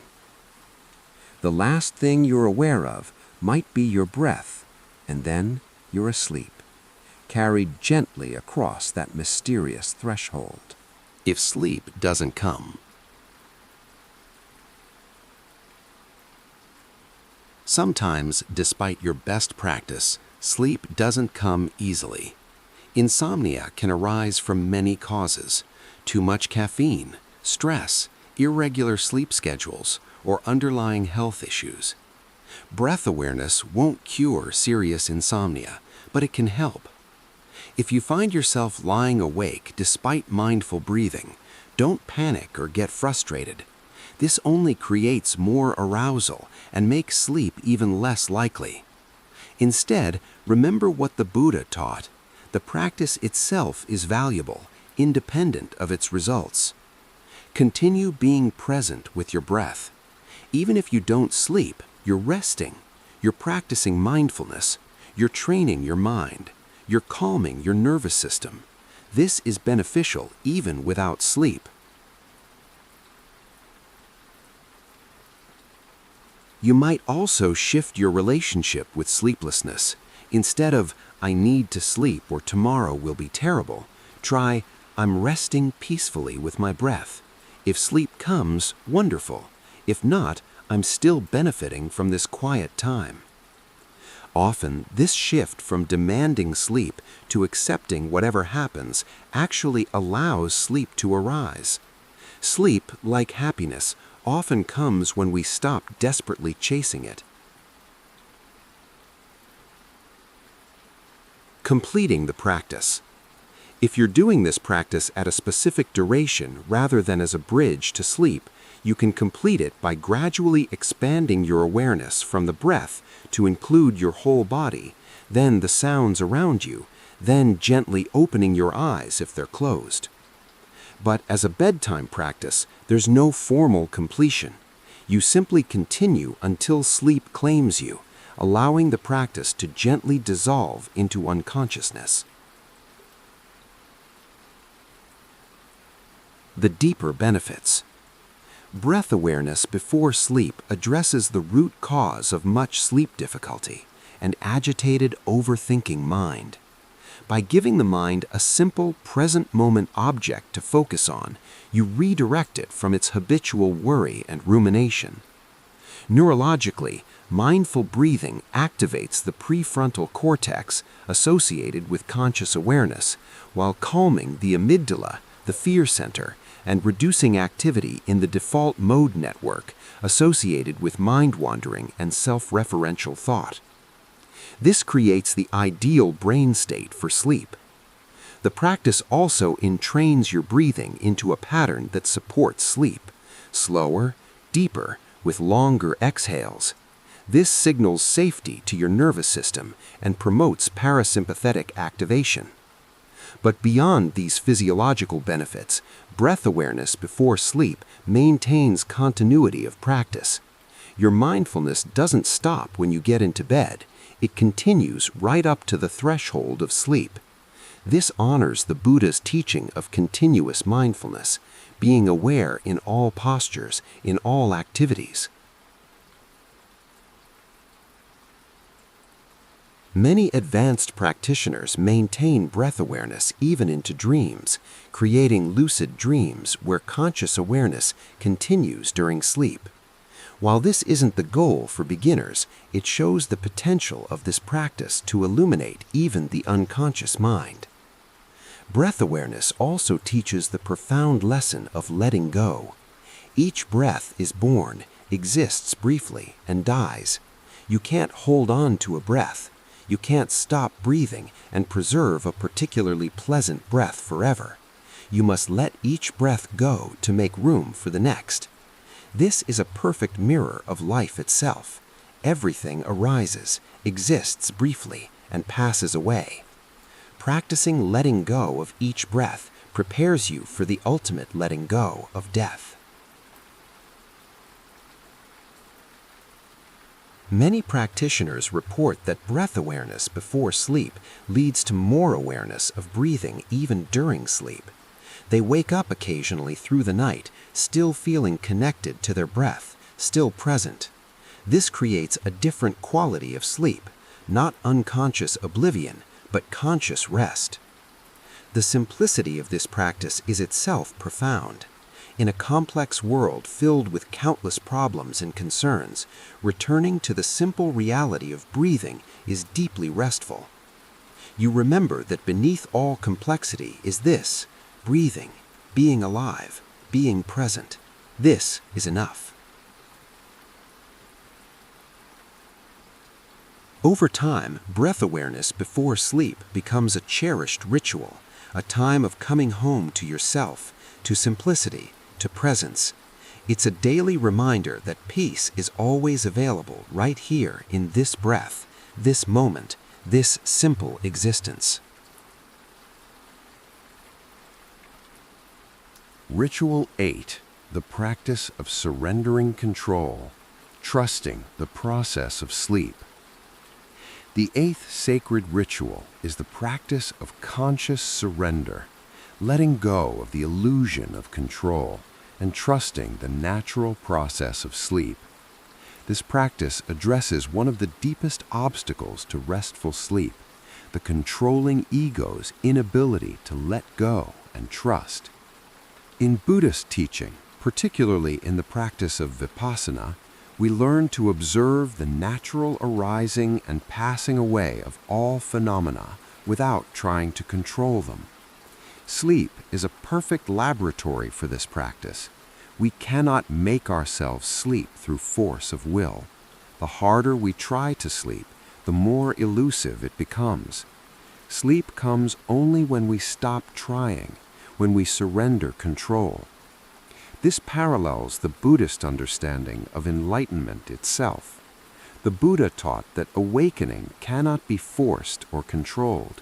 It arises naturally when conditions are right, when we stop grasping and striving and simply allow ourselves to be present with what is. The practice of surrender before sleep is thus both a practical tool for better rest and a spiritual practice that addresses our fundamental relationship with control. Understanding the illusion of control. Throughout the day, we maintain the illusion that we're in control. We believe our thoughts are ours to command, our emotions are ours to regulate, our bodies are machines we operate. This illusion serves a practical purpose. It motivates action and responsibility. But it's still an illusion. You didn't choose to wake up today at the exact moment you did. You don't control when hunger arises or when you need to use the bathroom. You don't control what thought appears in your mind next. Try it now. Try to not think for the next 30 seconds. See what happens. Thoughts arise whether you want them to or not. The controlling part of your mind, what Buddhism calls the ego or small self, is actually quite limited in its power. Most of what happens in your body and mind happens automatically, beyond conscious control. Sleep makes this especially obvious. You cannot force yourself to sleep. You can only create the conditions that allow sleep to arise naturally. This requires a fundamental surrender of control. The practice of conscious surrender. Lie in bed in your sleeping position. Take a few deep breaths and consciously acknowledge that your day is done. All that could be accomplished today has been accomplished or left undone. Either way, it's done.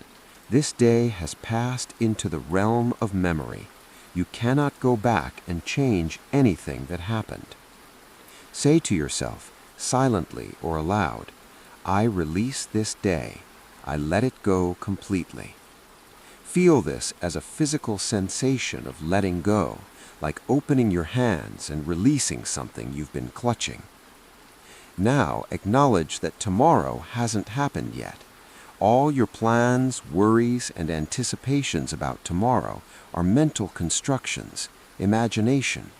Tomorrow exists only in your mind right now.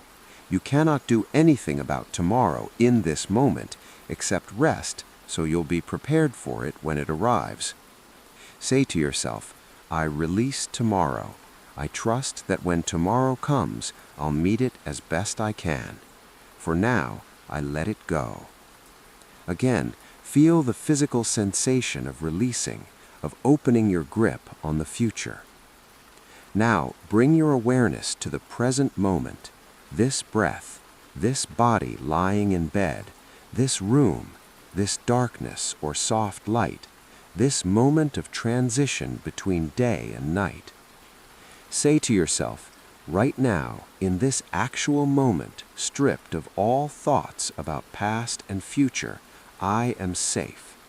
Right now, in this actual moment, stripped of all thoughts about past and future, I am fundamentally okay. The problems you're worried about aren't happening right now. They're mental constructions about other times. Right now, there is just breathing, just lying here, just being. Surrendering the body. Now, practice surrendering control of your body to the natural wisdom that knows how to sleep. Starting with your feet, consciously let go of any sense that you're controlling them. Your feet know how to rest. You don't need to monitor them or manage them. Release them completely. Move up through your body, legs, hips, belly, chest, back, arms, neck, and head. With each area, consciously relinquish control. You don't need to manage your body's position. You don't need to keep checking if you're comfortable. Your body knows how to arrange itself for sleep. Trust it. Say to yourself, I surrender my body to sleep. I trust that my body knows what to do. I release all effort to control or manage my physical self. Notice if there's resistance to this, a part of you that wants to maintain control, to keep checking and adjusting and monitoring. Acknowledge that resistance with compassion, then gently release it anyway. Surrendering the breath. You've been breathing automatically your entire life without conscious effort. Right now, as you prepare for sleep, you can trust that breath will continue without your management. Stop trying to control or improve your breath. Stop trying to breathe deeply or slowly or perfectly. Just let your body breathe however it wants to breathe. You're not in charge of breathing right now. Your body is. Say to yourself, I surrender my breath. I trust my body to breathe for me. I release all effort to control my breathing. This might feel strange at first. You might notice yourself involuntarily taking control again, trying to breathe right. When you notice this, gently let go again. Surrender again. Trust again. Surrendering the mind. This is perhaps the most challenging surrender. The mind doesn't want to stop thinking, planning, worrying, and problem-solving. It wants to stay in control, Stay vigilant, keep working on things. But you can't think your way into sleep. The thinking mind is actually what's preventing sleep. You need to surrender the thinking mind's activity just as you've surrendered the body's activity. Don't try to stop thinking. That's just more control, and it doesn't work. Instead, simply stop identifying with thoughts as your thoughts and taking them seriously as important information you need to engage with. When a thought arises about tomorrow's meeting, today's conversation, your endless to-do list, simply notice thinking is happening. You don't need to engage with the content. You don't need to solve the problem or follow the thought thread. Just notice thinking is happening. Then return attention to the simple sensations of lying in bed, the weight of your body, the texture of the sheets, the temperature of the air, the sounds in the room. Say to yourself, I surrender my thoughts. I trust that whatever needs to be thought about tomorrow will be thought about then. For now, I let go of all mental effort. I let the mind do whatever it wants while I rest in awareness. This is a subtle but profound shift. You're not stopping thoughts. You're stopping the identification with thoughts as your thoughts and the compulsion to engage with every thought that arises. Surrendering to sleep itself. Finally, practice surrendering to sleep itself. Acknowledge that you cannot make yourself sleep. Sleep is not something you do. It's something that happens to you when conditions are right. Your job is simply to create the conditions: comfortable bed, dark room, relaxed body, quiet mind. Then sleep will come in its own time, by its own grace. You cannot force it or control it. Say to yourself, I surrender to sleep. I cannot make myself sleep, and I don't need to. When the conditions are right, sleep will come naturally. Until then, I rest peacefully, trusting the process. Feel the relief in this surrender. You're not responsible for making sleep happen. You're not failing if sleep doesn't come immediately. You're simply creating space for sleep and trusting that it will arrive when it's ready. Trusting the process.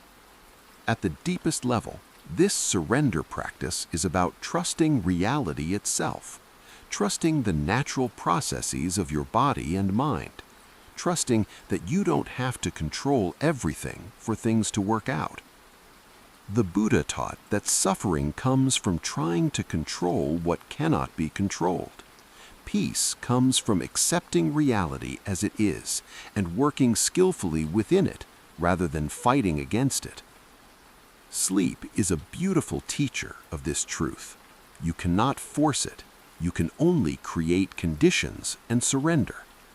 When you surrender fully, body, breath, mind, and will, sleep comes naturally. Say to yourself, I trust life. I trust my body.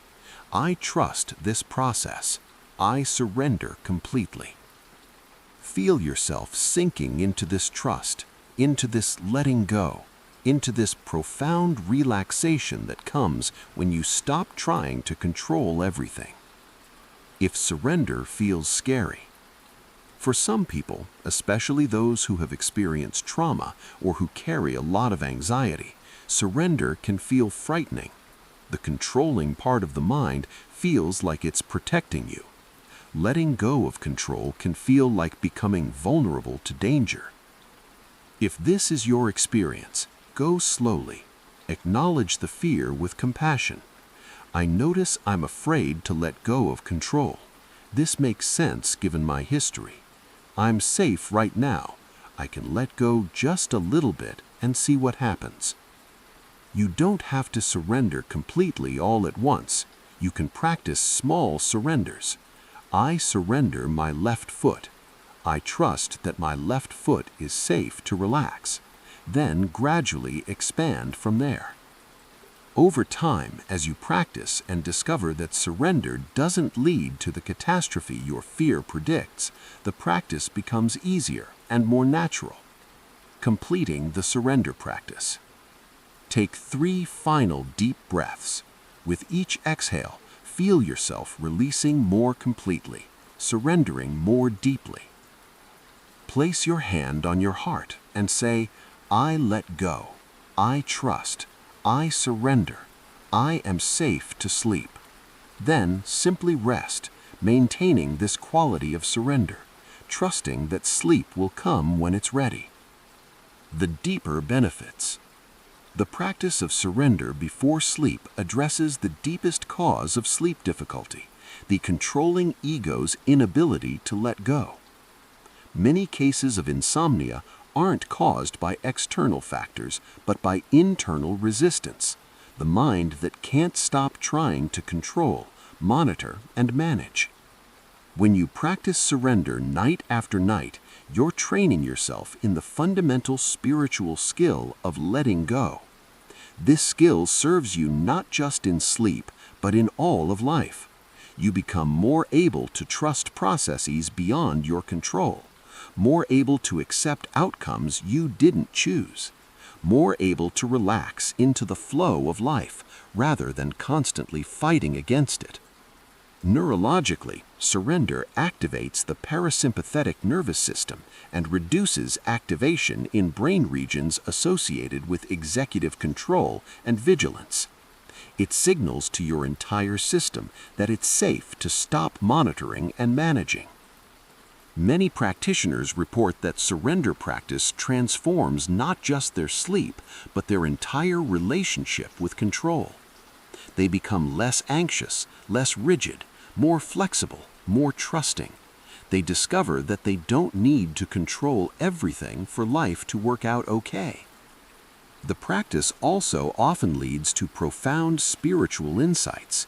When you truly surrender, when you let go of the illusion of the controlling self, you might glimpse what the Buddha pointed to, the awareness that exists before and beyond the sense of a separate self trying to control everything. In these moments of complete surrender, there's just awareness, just presence, just this moment unfolding naturally, without anyone trying to make it happen. This is a taste of what the Buddha called anatta, the liberation that comes from seeing through the illusion of a separate, controlling self. Even if such insights don't arise, the simple practice of surrender creates profound peace. The exhausting effort of trying to control everything ceases. The burden of responsibility for making everything happen perfectly lifts. You relax into being held by reality itself. Trust that life knows what it's doing. Rest in the natural unfolding of this moment. This is the peace the Buddha pointed to. Not the peace of perfect circumstances, but the peace that comes from accepting reality as it is and working with it rather than against it. Each night, as you practice surrender, you taste this peace more deeply, and it gradually becomes your baseline, the foundation from which you live. Ritual 9. The visualization of light, illuminating the path to sleep. The 9th sacred ritual is the practice of visualization, specifically the visualization of purifying and healing light. This practice draws from Tibetan Buddhist traditions, where visualization is used extensively for spiritual development, healing, and preparation for the bardos, the intermediate states between death and rebirth.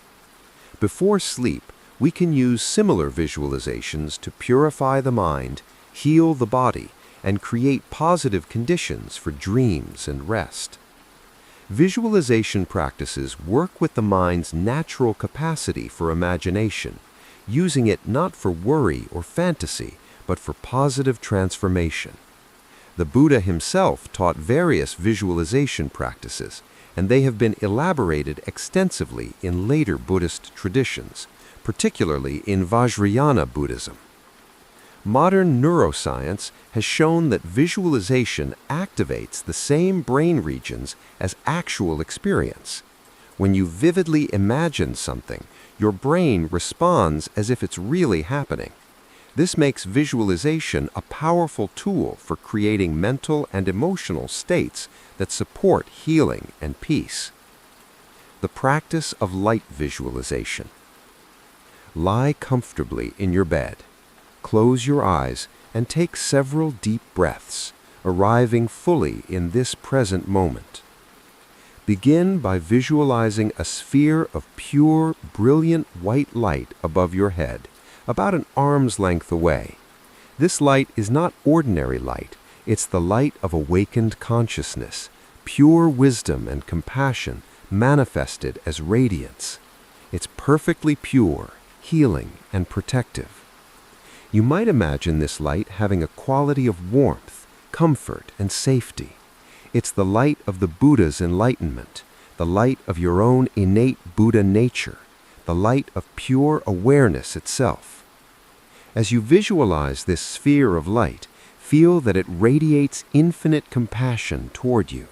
It sees you completely, all your struggles, all your suffering, all your confusion, and it responds with nothing but pure love and the wish for your well-being. Now imagine this sphere of light slowly descending toward the crown of your head. As it touches your head, it begins to dissolve into you, filling your entire body with brilliant, purifying light. Light filling the body. Imagine this white light entering through the crown of your head and spreading downward, illuminating your brain, your mind, your consciousness. As the light fills your head, it dissolves all confusion, all ignorance, all mental obscurations. Your mind becomes clear, bright, and peaceful. The light continues flowing downward, filling your throat area. As it does, it purifies all harsh speech, all lies, all hurtful words you've spoken. Your throat becomes a channel for truth, kindness, and wisdom. The light flows into your heart center, filling your entire chest. As it does, it purifies all negativity held in your heart, all resentment, all grudges, all hardness. Your heart opens, softens, becomes radiant with compassion and love. The light continues filling your torso, your arms, your hands.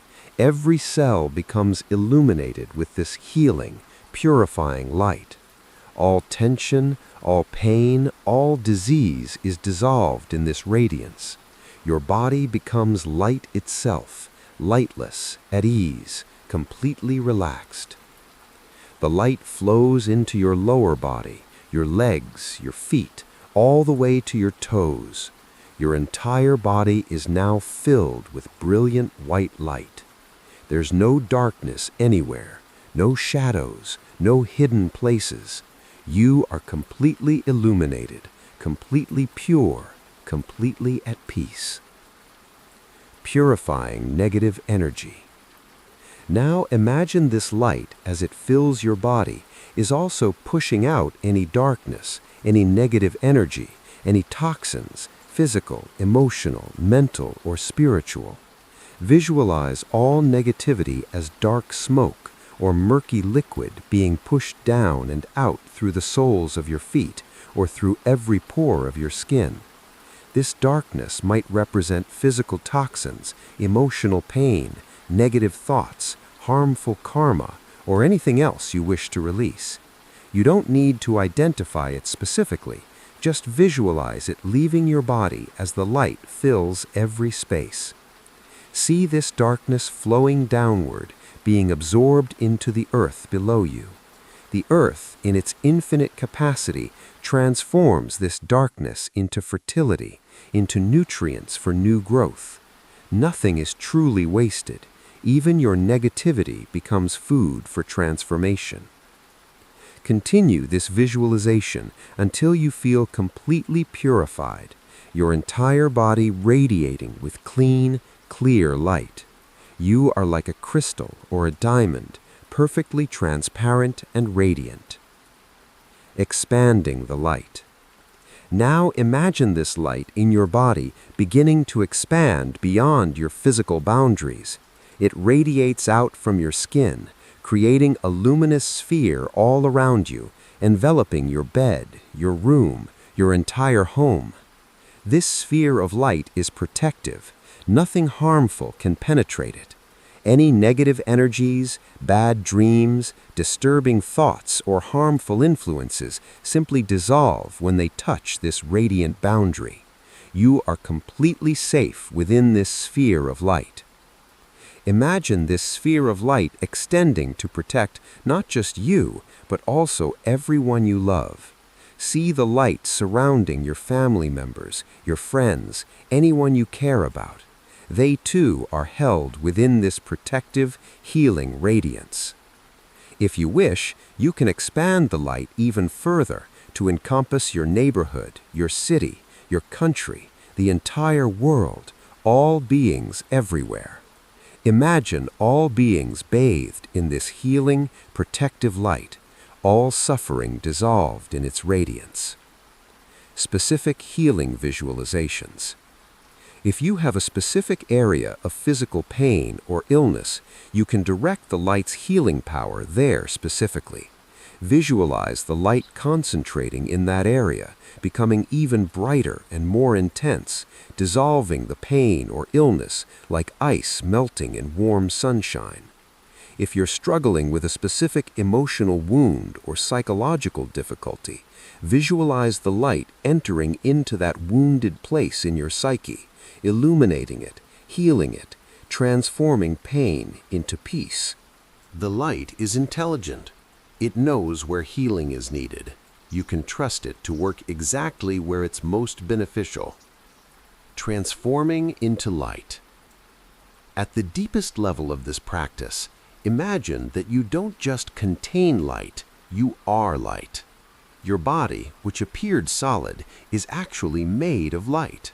Your mind, which seemed separate from your body, is also light. There's no solid, separate self. There's just this luminous awareness, this radiant consciousness.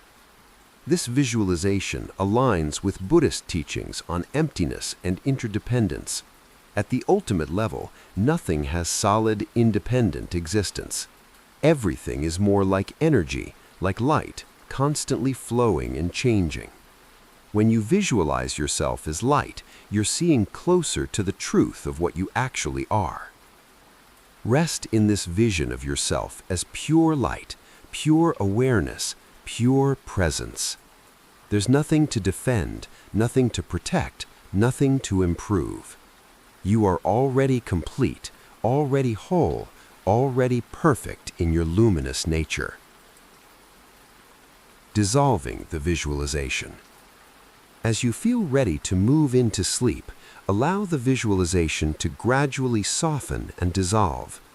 The bright white light becomes gentler, like moonlight or starlight.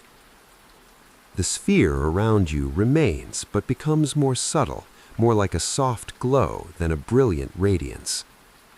You're still held in light, still protected, still pure, but now in a way that allows sleep to come easily. The light becomes restful rather than energizing, peaceful rather than stimulating.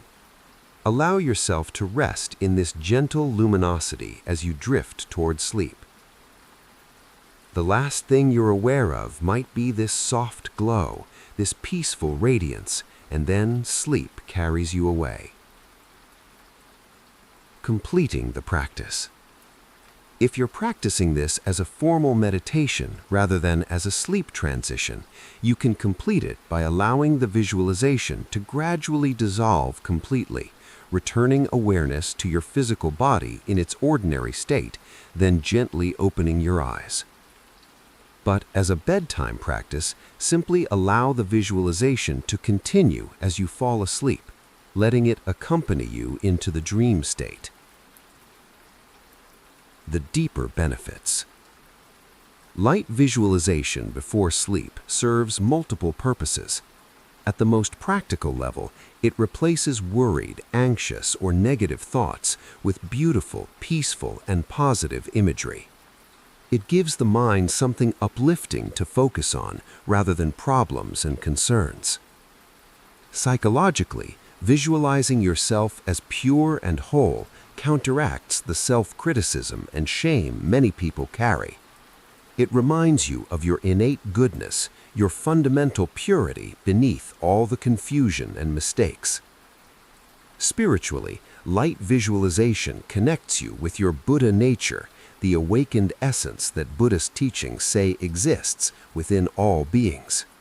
When you visualize yourself as light, you're not creating something that doesn't exist. You're revealing what was always true, but usually hidden by layers of delusion.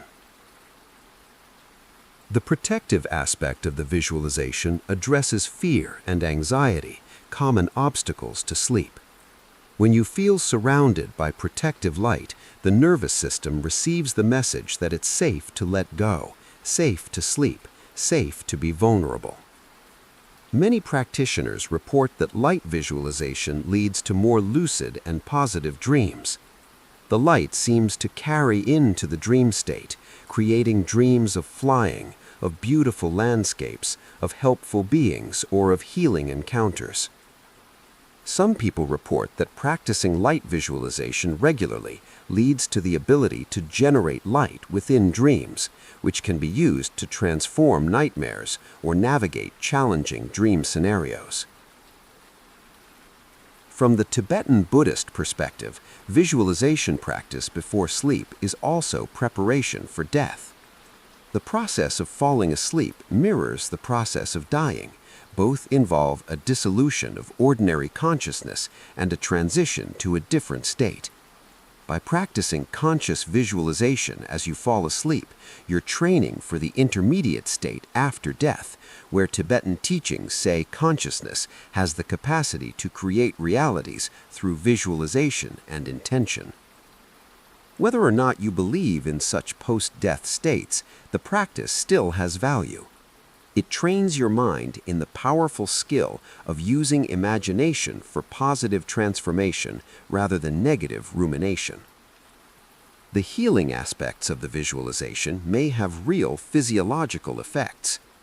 Research on guided imagery and visualization shows measurable impacts on immune function, pain levels, healing rates, and overall health outcomes. While more research is needed, there's growing evidence that what we imagine affects our physical reality. Perhaps most importantly, light visualization is inherently joyful and beautiful. It's a pleasant practice, one that people look forward to rather than resist. This makes it sustainable over time, unlike practices that feel like drudgery or obligation. As you continue this practice night after night, you may find that visualizing light becomes easier and more vivid. You might start to spontaneously sense light in your body during the day, or find yourself automatically visualizing protective light in stressful situations. The practice begins to permeate your life, bringing its benefits beyond just bedtime. Some practitioners report profound mystical experiences during light visualization, feelings of merging with infinite light, experiences of boundless love, or visions of enlightened beings. While such experiences shouldn't be the goal or expected outcome, they can occur naturally as the practice deepens. Whether your experience is dramatic or subtle, the practice is valuable. Each night, as you fill yourself with light and rest in luminous awareness, you're planting seeds of wisdom, compassion, and healing. These seeds continue to grow even as you sleep, transforming you gradually from within. Ritual 10. The dedication of merit. Sealing the day with generosity. The 10th and final sacred ritual is the dedication of merit, a traditional Buddhist practice that transforms the good you've done today and the practice you've engaged in tonight into a source of benefit for all beings. This beautiful practice ensures you go to sleep not in self-centered isolation, but in the awareness of your connection to all life, with a heart of generosity and universal care. In Buddhist teachings, every positive action, every moment of practice, every thought of kindness generates what's called merit or positive karma, the spiritual benefits that arise from wholesome actions. Rather than hoarding this merit for ourselves, we dedicate it to the welfare of all beings. This act of generosity magnifies the merit rather than diminishing it, and ensures our practice serves not just our own liberation, but the liberation of all. The Buddha himself regularly dedicated merit and taught his disciples to do the same. This practice appears throughout the Buddhist world in various forms, but the essence is always the same. Whatever good has been done, may it benefit all beings everywhere. Understanding merit. In Buddhist understanding, every action of body, speech, or mind creates karma, the consequences that flow from our choices. Wholesome actions create beneficial karma. Unwholesome actions create harmful karma. Merit is another word for the beneficial karma generated through positive actions.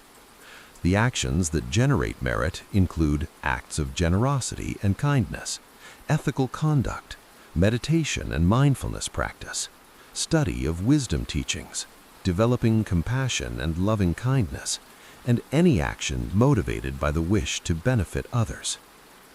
Throughout your day, you've likely generated merit through various actions. Perhaps you were patient with someone, spoke kindly, helped another person, practiced one of these evening rituals, or simply refrained from causing harm when you could have. All of this creates positive karma. The dedication of merit is the practice of consciously directing this positive karma toward the benefit of all beings rather than keeping it for yourself. Paradoxically, this generosity actually increases rather than decreases your merit. The practice of dedicating merit. Sit up for a moment in your bed, or if you're already lying down and ready for sleep, simply bring your palms together at your heart in the gesture of prayer or devotion. This physical gesture helps focus your intention. Take a few deep breaths, gathering your attention and opening your heart. Begin by acknowledging the good that arose today and tonight. Don't be falsely modest or minimize the positive. Acknowledge it honestly. Today I practiced kindness. Today I refrained from harm. Today I spoke truthfully. Today I made effort in my spiritual practice. Tonight I engaged in these sacred rituals to cultivate wisdom and peace. Whatever merit has been generated through these actions, whatever benefit has arisen, I now dedicate to all beings. The traditional dedication. You might use one of the traditional dedication verses that have been chanted by Buddhists for centuries. Here's a common one. By this merit, may all beings have happiness and the causes of happiness. May all beings be free from suffering and the causes of suffering. May all beings never be separated from the sacred happiness which is beyond sorrow.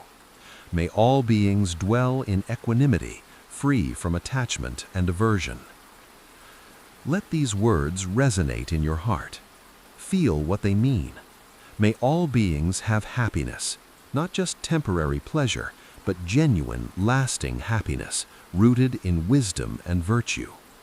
May all beings be free from suffering, not just the absence of pain, but freedom from the causes of suffering, ignorance, craving, and aversion. May all beings know sacred happiness, the joy that comes from awakening, from freedom, from realization of truth. May all beings know sacred happiness, the joy that comes from awakening, from freedom, from realization of truth. May all beings dwell in equanimity, balanced, peaceful, beyond the pushing and pulling of attraction and aversion. As you recite or reflect on these wishes, feel them as genuine aspirations from your heart. You're not just saying words, you're radiating these wishes out into the universe. Dedicating to specific beings. After the general dedication, you might dedicate merit to specific beings or groups. May the merit from today's practice benefit my family and loved ones. May they be happy, healthy, and at peace. May it benefit all those who are suffering right now, those who are sick, those who are grieving, those who are afraid, those who are oppressed. May they find relief and freedom. May it benefit all teachers who have guided me on this path. May their work continue to benefit countless beings. May it benefit all beings I harmed today, knowingly or unknowingly. May they forgive me and be free from any suffering I caused. May it benefit all beings everywhere, in all realms, in all directions, without exception.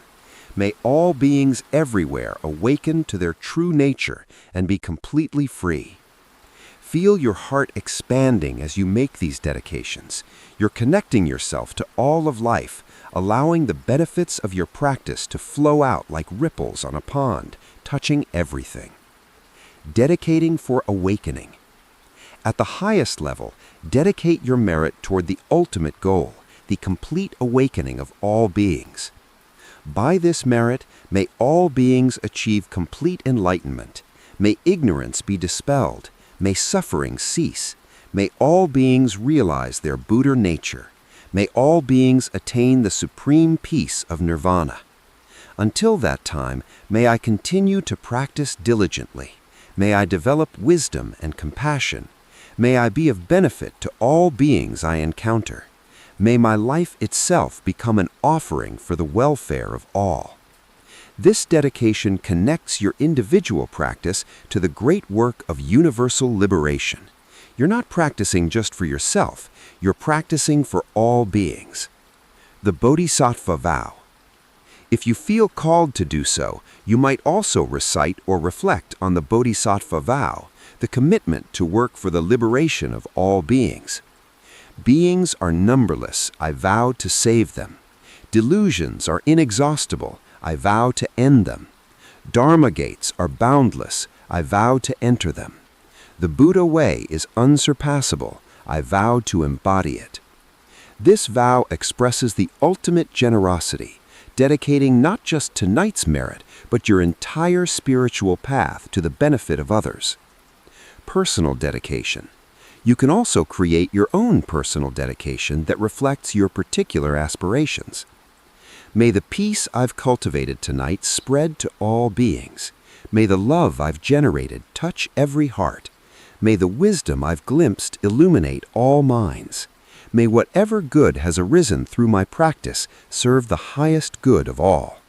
Or simply, may all beings benefit from whatever good I have done. May all beings be happy. May all beings be free. Visualizing the dedication. To make the dedication more powerful, you can visualize it. Imagine the merit you've generated as golden light radiating from your heart.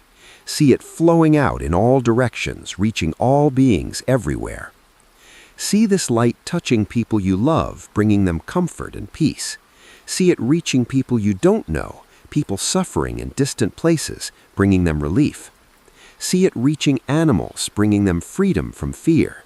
See it reaching all beings in all realms, dissolving their suffering, awakening their wisdom. As the light spreads, see beings' faces relaxing, their hearts opening, their suffering easing. See smiles emerging, tears of relief falling, burdens being lifted. Your merit is working throughout the universe, serving the good of all. The paradox of dedication. Here's something beautiful about merit dedication. When you give away your merit, you don't lose it. In fact, the very act of generously dedicating merit generates even more merit. It's like lighting candles from a single flame. You can light 1,000 candles without diminishing the original flame. The Buddha taught that of all forms of generosity, the dedication of merit is supreme because it benefits all beings simultaneously and continues working even after you're gone. Your dedication tonight will continue rippling out through the web of interconnection, touching beings you'll never meet in ways you'll never know. This understanding transforms the dedication from mere ritual into genuine spiritual practice. You're not just saying nice words, you're participating in the great work of universal healing and awakening. Gratitude and dedication. Blend your dedication with gratitude. I'm grateful for the opportunity to practice these teachings tonight. I'm grateful for all the teachers and practitioners who have preserved and transmitted this wisdom across centuries. I'm grateful for my life, my circumstances, and even my challenges, as they all provide opportunities for practice. May the gratitude I feel and the merit I've generated flow out to benefit all beings. May all beings know the joy of practice. May all beings have the opportunity to awaken. This combination of gratitude and dedication creates a beautiful closing to your evening practice, acknowledging what you've received and immediately offering it to others. Sealing the practice. After dedicating merit, place your palms together at your heart one final time. Bow slightly, whether anyone is there to receive the bow or not. This bow is a gesture of humility and respect for the teachings, for all beings, for the mystery of existence itself. Say one final time, may all beings be happy, may all beings be free, may all beings awaken. Take a final deep breath. As you exhale, feel the dedication sealing your practice, completing your evening rituals. Now you can lie down and rest, knowing your practice has been dedicated to the highest good. Resting in the merit field.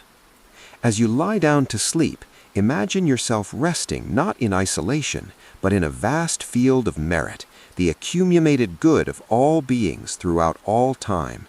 You're held and supported by the compassion and wisdom of countless practitioners who came before you and will come after you. You're not alone. You're part of a great sangha, a great community of practice stretching across time and space.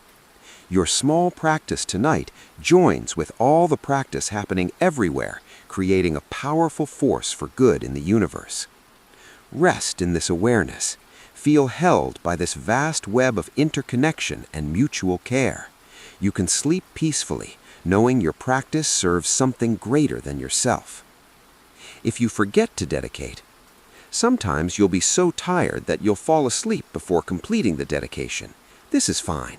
The intention to dedicate is itself powerful.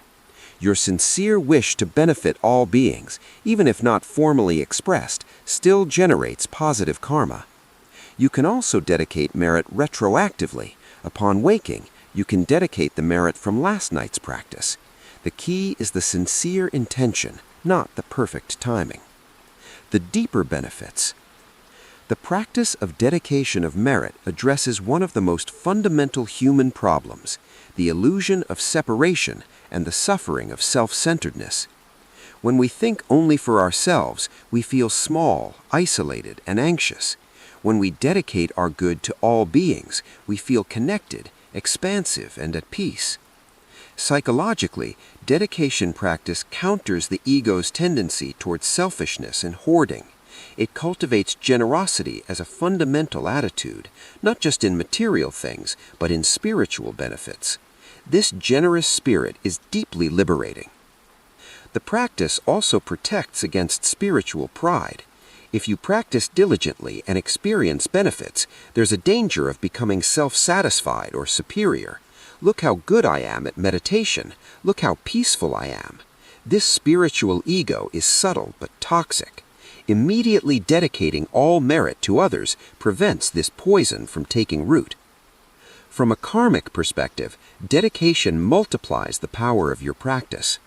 The Buddha taught that the intention behind an action determines its karmic weight. When you practice with the intention to benefit all beings, the karmic benefit is immeasurably greater than if you practice only for yourself. Most practitioners report beautiful dreams after dedicating merit, dreams of teaching, healing, or helping others. It's as if the dedication sets an intention that continues working through the dream state, using even your unconscious mind to serve the welfare of all. Some report synchronicities the next day, unexpected opportunities to help others, or learning that someone they dedicated merit to had an unexpectedly good day.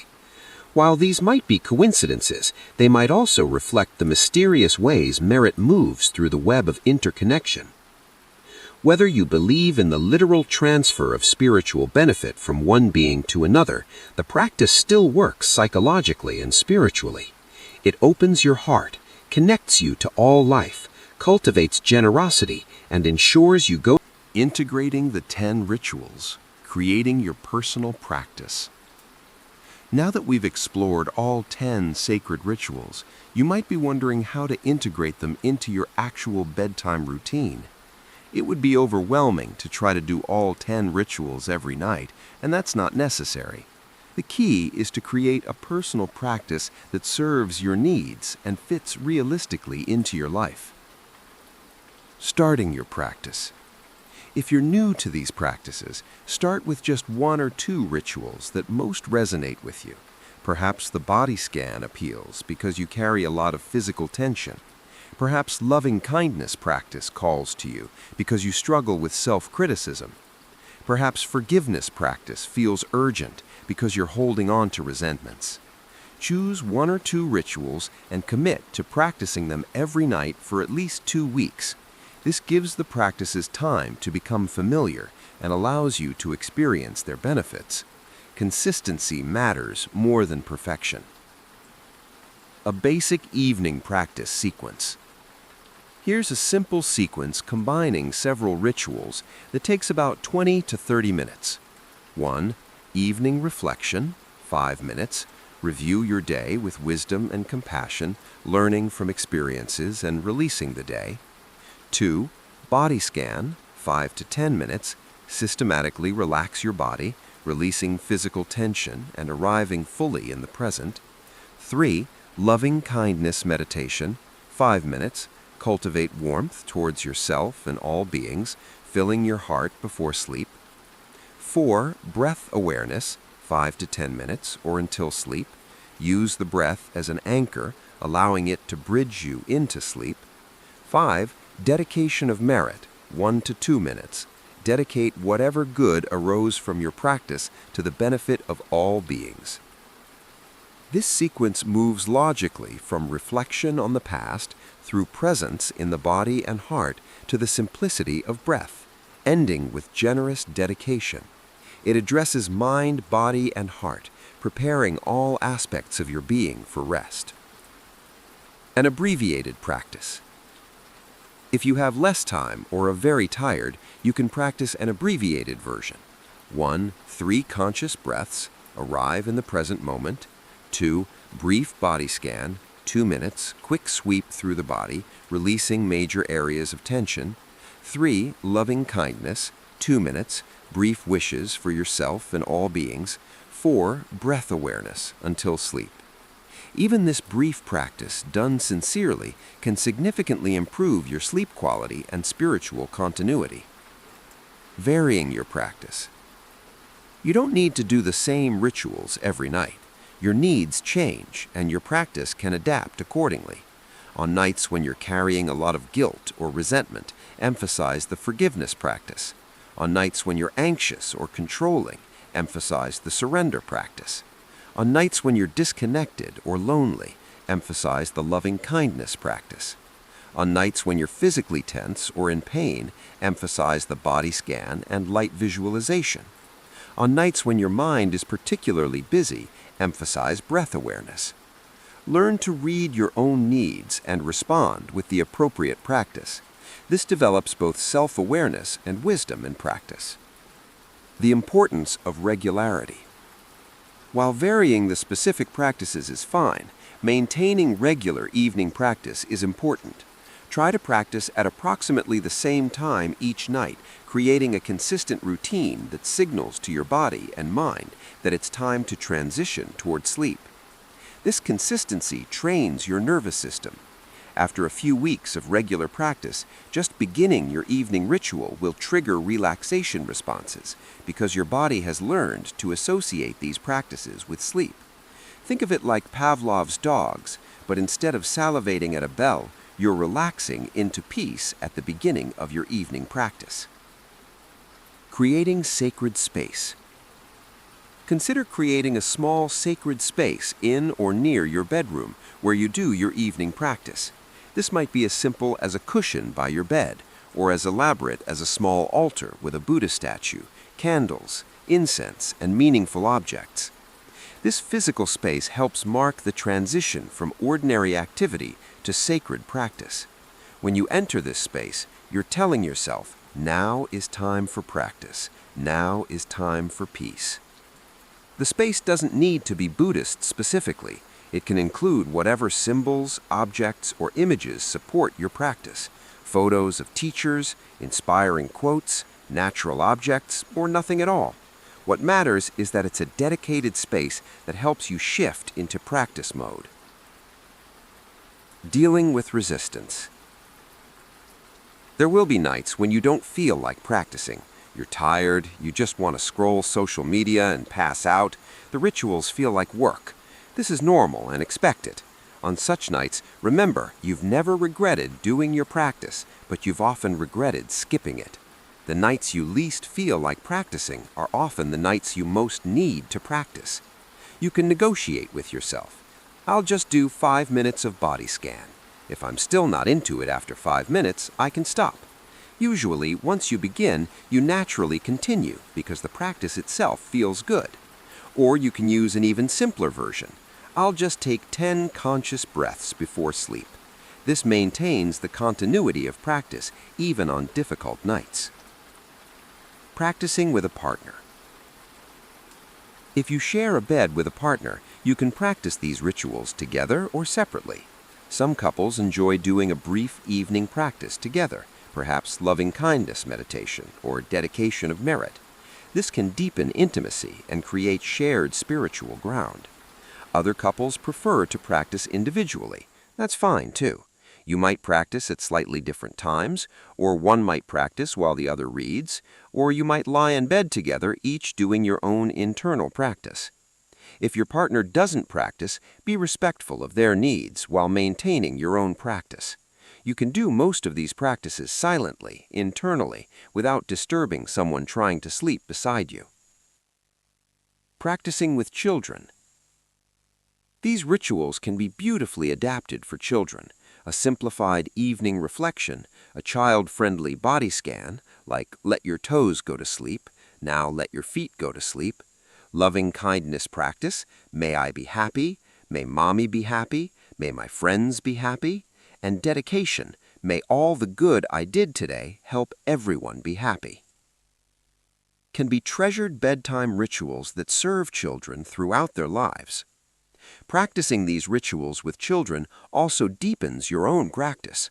Children's sincerity and openness can inspire you, and teaching these practices helps you understand them more deeply. Tracking your practice. Some people find it helpful to keep a simple practice journal.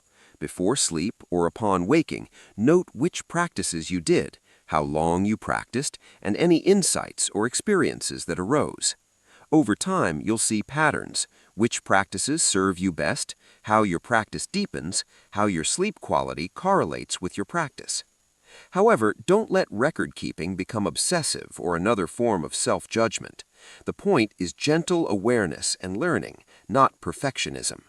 Adapting for travel and disruption. Life disrupts routines. You'll travel, stay in unfamiliar places, face crises that make regular practice difficult. Rather than abandoning practice entirely in these circumstances, adapt it.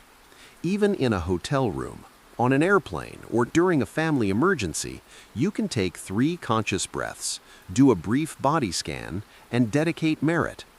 These core practices can happen anywhere, requiring nothing but your own attention. Sometimes abbreviated practice in difficult circumstances is more valuable than elaborate practice in ideal circumstances, because it proves the practice isn't dependent on perfect conditions. Signs of progress. How do you know if these practices are working? Look for these signs. You fall asleep more quickly and easily. You sleep more deeply and wake feeling more rested. Your dreams become more positive and less anxious. You wake with less anxiety about the day ahead. You find yourself spontaneously using these practices during the day, body scanning when stressed, using breath awareness when anxious, offering loving kindness in difficult situations. Your relationships improve as you practice forgiveness and loving kindness. You feel more connected to yourself and others. You experience more moments of peace and contentment. Your sense of meaning and purpose deepens. These aren't linear or guaranteed. Some nights will still be difficult. Some periods you'll struggle more than others. But over time, with consistent practice, you should notice genuine transformation. When practice isn't enough. These practices are powerful, but they're not cure-alls. If you're struggling with serious insomnia, trauma-based sleep disturbances, sleep apnea, or other medical sleep disorders, these practices should complement but not replace appropriate medical care. If you're dealing with severe depression, anxiety, or other mental health challenges, these practices can support your healing, but they should be part of a comprehensive approach that might include therapy, medication, or other professional support. Buddhist practice is medicine, but it's not the only medicine. Be wise and holistic in caring for yourself. The deeper journey. As you continue these practices night after night, month after month, year after year, they become more than just sleep preparation techniques. They become a genuine spiritual path, transforming not just your sleep, but your entire life. You begin to notice that the qualities you cultivate before sleep, mindfulness, compassion, forgiveness, surrender, generosity, naturally emerge during your waking hours. The person you're training yourself to be as you fall asleep gradually becomes the person you are all day long. You also begin to notice the profound truth these practices point to, that consciousness is not limited to the waking state, that awareness can be present in all states, that the boundaries between sleeping and waking, living and dying, self and other are more fluid than they appear. Some practitioners report that these bedtime practices lead to lucid dreaming, where conscious awareness continues during dreams. Others report experiences of consciousness persisting through deep sleep. Still others simply report a deepening sense of continuity, as if their practice is happening continuously at some level, even when they're not consciously practicing. Whether or not such experiences arise, the practices work. They work to improve your sleep. They work to deepen your spiritual development. They work to increase your capacity for wisdom and compassion. They work to connect you more deeply with yourself, with others, and with reality itself. Your personal dedication. As we close this comprehensive exploration of the 10 sacred rituals, I invite you to make a personal dedication to yourself. I commit to honoring my sleep as sacred. I commit to preparing for rest with mindfulness and intention. I commit to using these ancient practices to transform my sleep into a continuation of my spiritual path. I commit to approaching these practices with patience, self-compassion, and sincere effort. I understand that I won't be perfect, that I'll struggle and sometimes fail, but I commit to beginning again each night, trusting that consistent practice will bear fruit. I dedicate my practice not only to my own welfare, but to the welfare of all beings. May my peaceful sleep ripple out into the world. May all beings sleep peacefully. May all beings wake refreshed. May all beings be free. Closing. The sacred art of sleep. We've reached the end of this teaching on Buddhist sleep rituals, but in truth, this is just the beginning of your personal practice. The real teaching doesn't come from these words, but from your own direct experience as you engage with these practices night after night.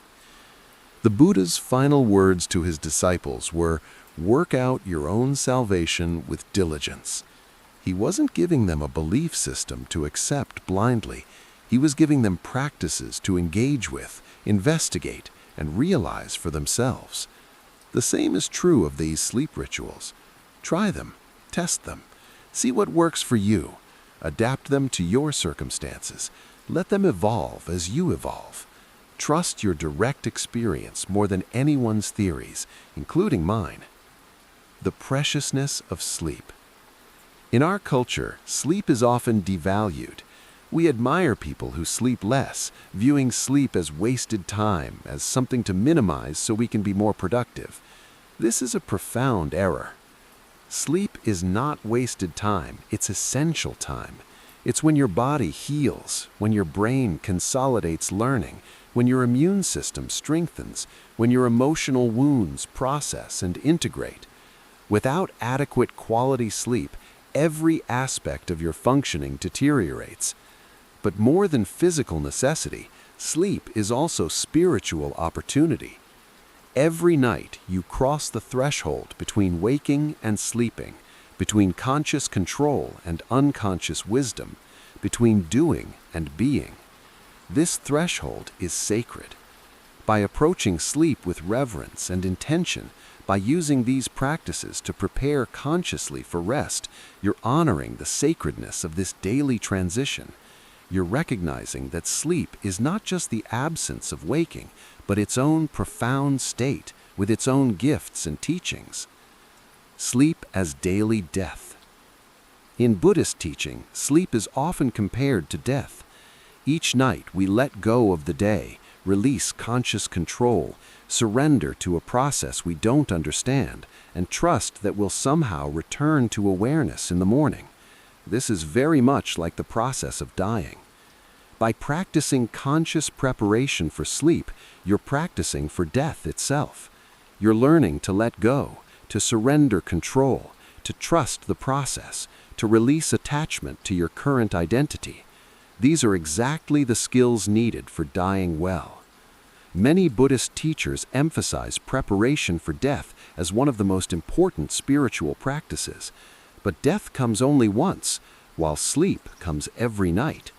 So every night is an opportunity to practice dying consciously, releasing the day with wisdom and compassion, letting go of control, trusting the mystery.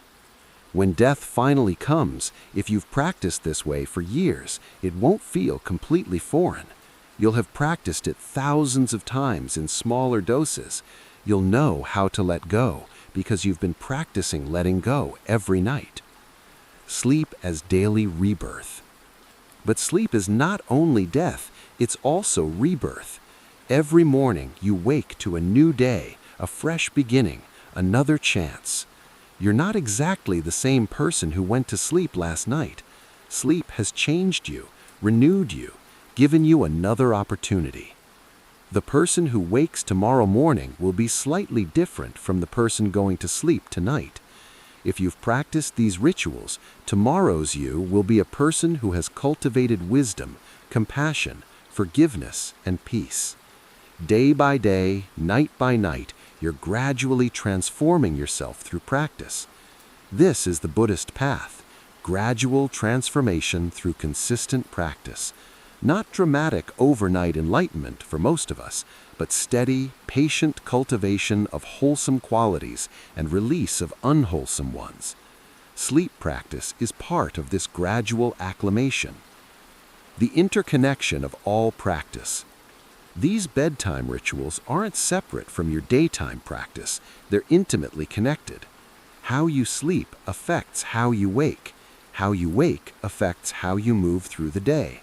How you move through the day affects how you sleep.